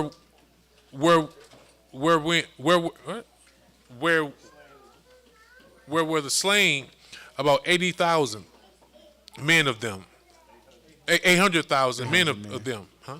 800 men. 800 men of them, and the residue fled unto the land of the Philistines. Then began the fear of Judas and his brethren, and exceedingly great dread to fall upon the nations round about them, insomuch as his fame came unto the king, and all nations talked of the battles of Judas. Now when King Antiochus heard these things, he was full of indignation. Wherefore he sent and gathered together all forces of his realm, even a very strong army. He opened also his treasure, and gave his soldiers pay for a year, commanding them to be ready whensoever he should need them. Nevertheless, when he saw that the money of his treasury failed, and that the tributes in the country were small, because of the dissensions and plague which he had brought upon the land in taking away the laws which had been of old time, he feared that he should not be able to bear the charges any longer, nor to have such gifts to give so liberally as he did before, for he had abounded above the kings that were before him. Wherefore, being greatly perplexed in his mind, he determined to go into Persia, where there to take the tributes of the countries, and to gather much money. So he left Lysias, a nobleman, and one of the blood royal, to oversee the affairs of the king from the river Euphrates into the borders of Egypt, and to bring up his son Antiochus until he came again. Moreover, he delivered unto him the half of his forces and the elephants, and he gave him charge of all things that he would have done, as also concerning them that dwelt in Judah and Jerusalem, to wit, that he should send an army against them to destroy and root out the strength of Israel and the remnant of Jerusalem, and to take away their memorial from that place, and that he should place strangers in all their quarters, and divide their land by lot. So the king took the half of the forces that remained, and departed from from Antioch, his royal city, the 147th year. And having passed the river Euphrates, he went through the high country. Then Lysias caused Ptolemy, the son of Dormenes,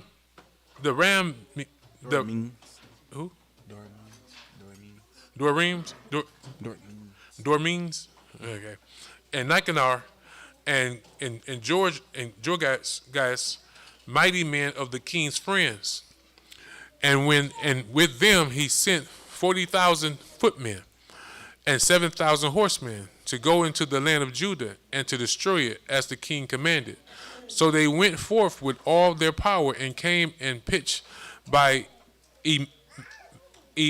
Mesas in the plain country. And the merchants of the country, hearing the fame of them, took silver and gold very much, with servants, and came into the camp to buy the children of Israel for slaves. A power also of Syria and of the land of the Philistines joined themselves unto them. Now when Judas and his brethren saw that miseries were multiplied, and that the forces did encamp themselves in their borders, for they knew how the king had given commandment to destroy the people and utterly abolish them, they said one to another, let us restore the decayed estates of our people, and let us fight for our people and the sanctuary. Then was the congregation gathered together, that they might be ready for battle, and that they might pray and ask mercy and compassion. Now Jerusalem was void as a wilderness. There was none of her children that went in or out. The sanctuary also was trodden down, and aliens or Gentiles kept the stronghold. The heathen had their habitation in that place. And joy was taken from Jacob, and the pipes with the harp ceased. Wherefore the Israelites assembled themselves together, and came to Maspah over against Jerusalem. For in Maspah was the place where they prayed aforetime in Israel. Then they fasted that day, and put on sackcloths, and cast ashes upon their heads, and rent their clothes, and lay open the book of the law, wherein the heathen had sought to paint their likeness, the likeness of their images. They brought also the priest's garments, and the first fruit, and the tithes, and the Nazarites they stirred up, who had accomplished their days. Then cried they with a loud voice towards heaven, saying, What shall we do with these? And whither shall we carry them away? For thy sanctuary is trodden down and profaned, and thy priests are in heaviness and brought low. And lo, the heathen are assembled together against us to destroy us. For the things they imagine against us, thou knowest. How shall we be able to stand against them, except thou, O Ahayah, be our help? Then sounded they with the trumpets, and cried with a loud voice. And after this Judas ordained captains over the people, even captains over thousands, over hundreds, and over fifties, and over tens. But as for such as were building houses, or have betrothed wives, or were planting vineyards, or were fearful, those he commanded that they should return, every man to his own house, according to the law. So the camp removed and pitched upon the south side of Emmaus.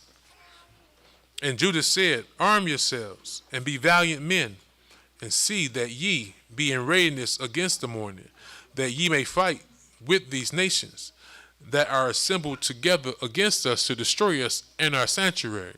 For it is better for us to die in battle than to behold the calamities of our people and our sanctuary.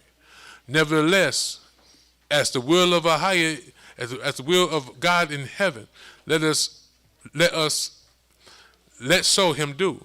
Then took Gorgias 5,000 footmen and 1,000 of the best horsemen, and removed out of the camp by night, to the end he might rush in upon the camp of the Hebrews and smite them suddenly.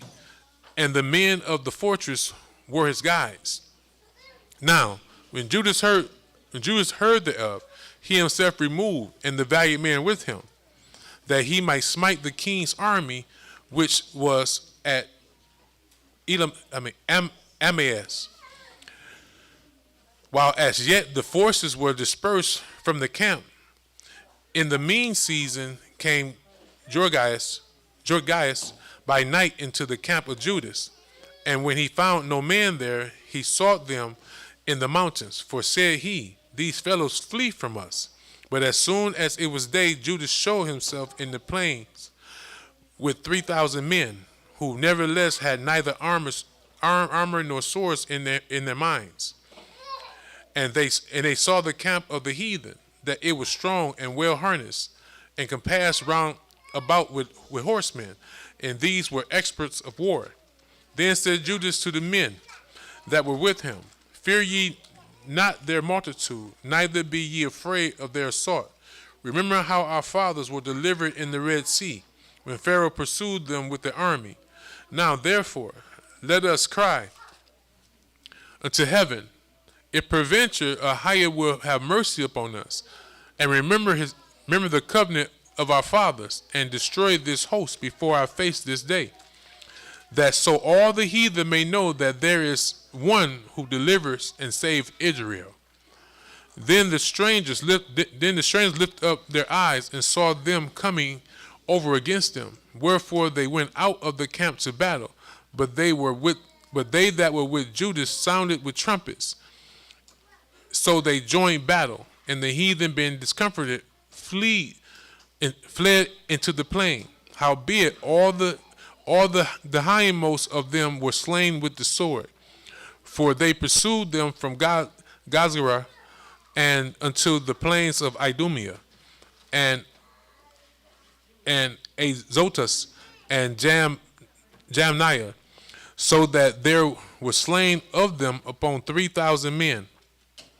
This done, Judas returned again with his host from pursuing them, and said to the people, Be not greedy of the spoils, insomuch as there is a battle before us, and Gorgias and his hosts are here by us in the mountains.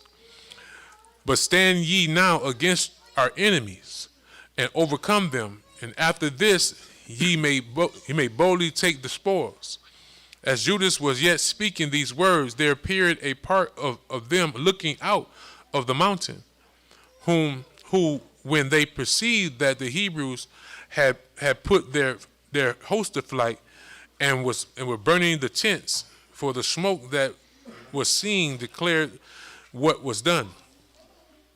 Then therefore they perceived these things they were so afraid, and seeing also the hosts of Judas in the plain ready to fight, they fled every one into the land of strangers.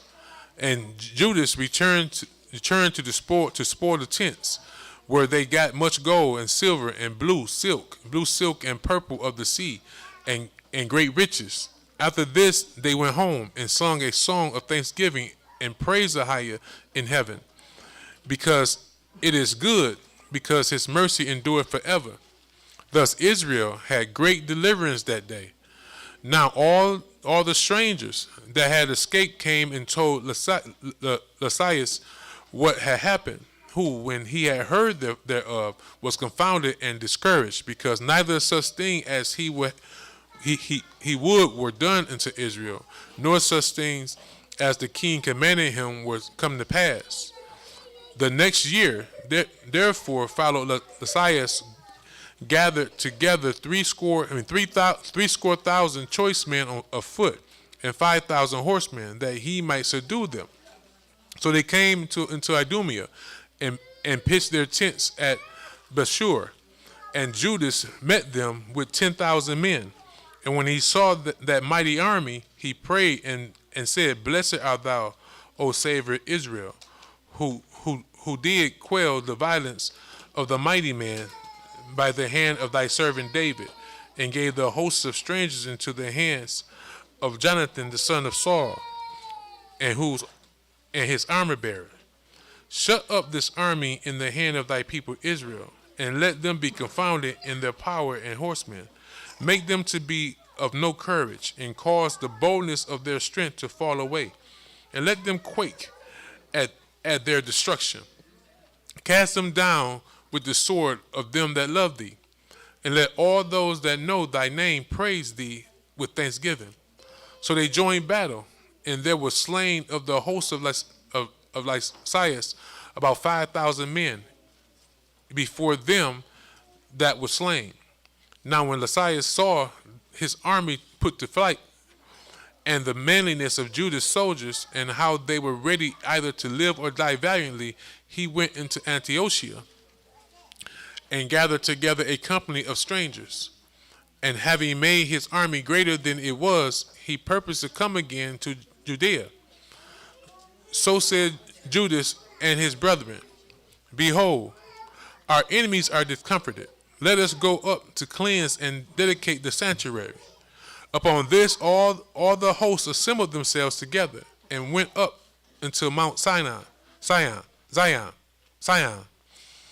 And when they saw the sanctuary desolate, and the altar profaned, and the gates burned up, and shrubs growing in the courts as in a forest, or in one of the mountains, yea, and the priest's chambers pulled down, they rent their clothes, and made great lamentations, and cast ashes upon their head, and fell down flat to the ground upon their faces, and blew an alarm with the trumpets, and cried towards heaven. Then Judas appointed certain men to fight against those that were in the fortress, until he had cleansed the sanctuary. So he chose priests of blameless conversation, such as had pleasure in the law, who cleansed the sanctuary, and bare out the defiled stones into to unclean place.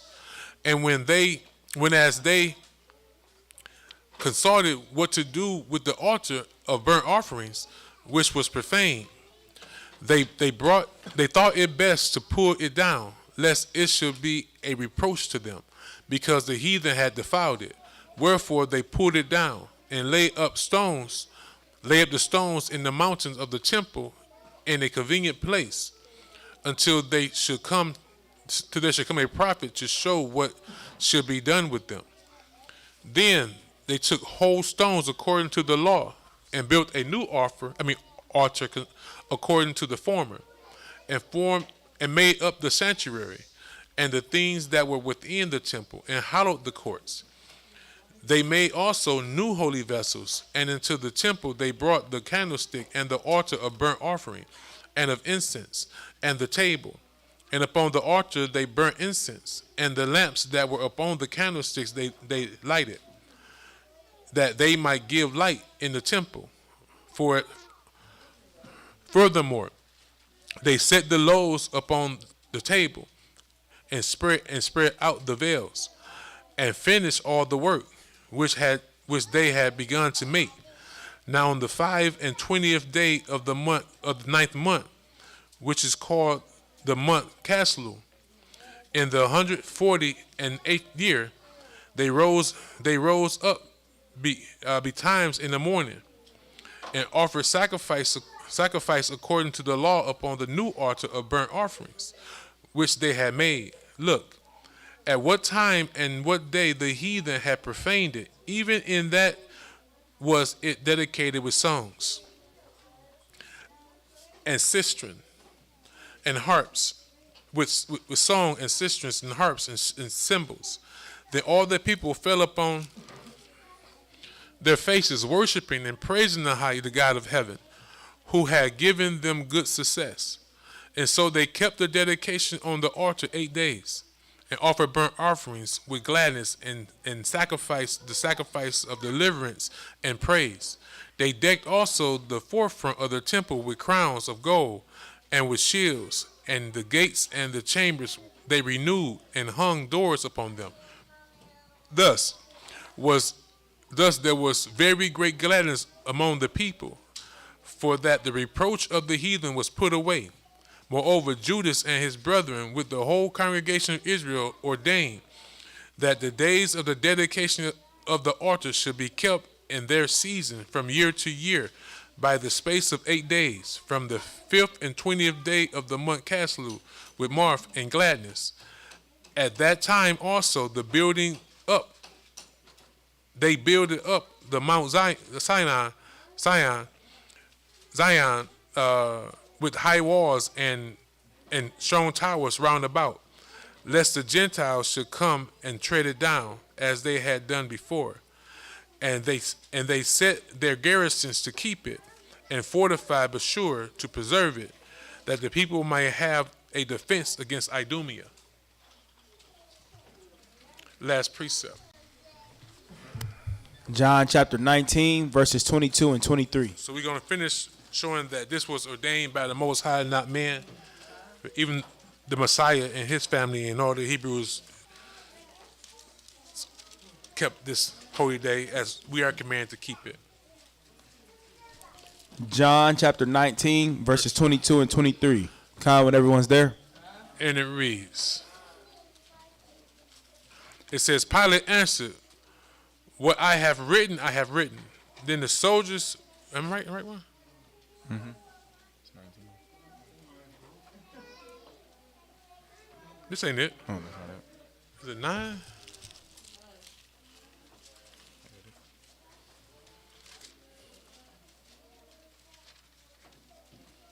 No. 10:22. The water.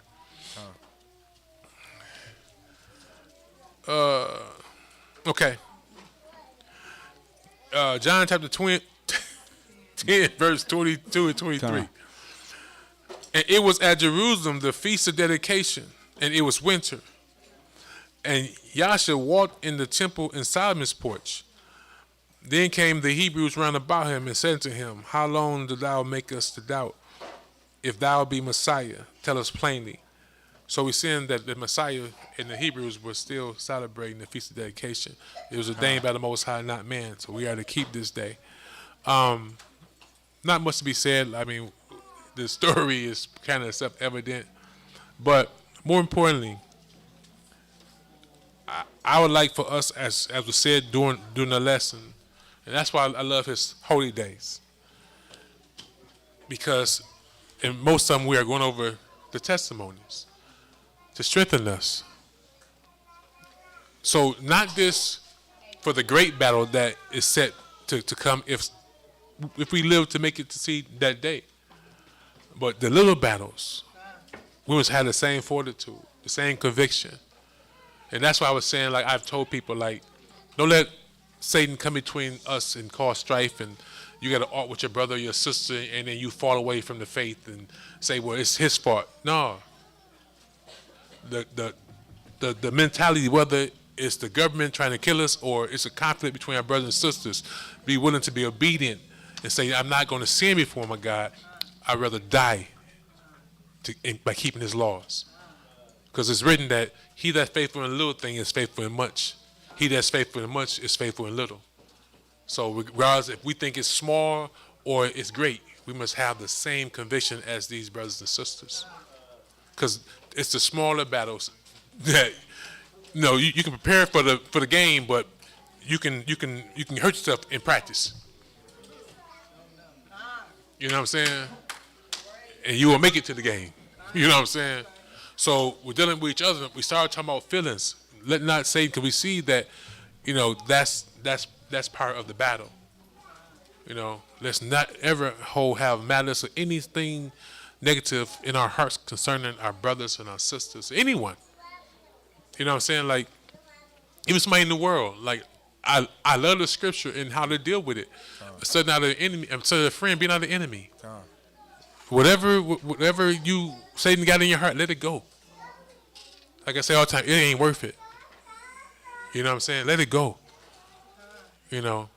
But in our daily, in the day that the Most High give us to live on His earth, we must fight the fight and realize we wrestle not with flesh and blood, and our weapons of warfare are not carnal. In all things, in all seduction or enticing, the law is our defense. But you must know the law to fight. You must know what the Most High said. Because whatever's in your head, it's against what God said. So if you don't know the law, do the opposite. Because you're going to feel that it's not right. Do the opposite. Decide the opposite. Okay? Let me read what so many people were saying. You told me to point some out?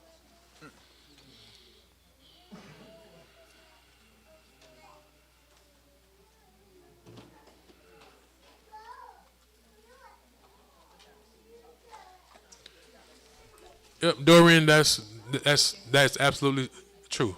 We must keep these statutes and judgments. Understand, we must esteem them as what's his name? Josephus says, higher than life itself. We must esteem our laws, our covenant, our culture higher than life itself.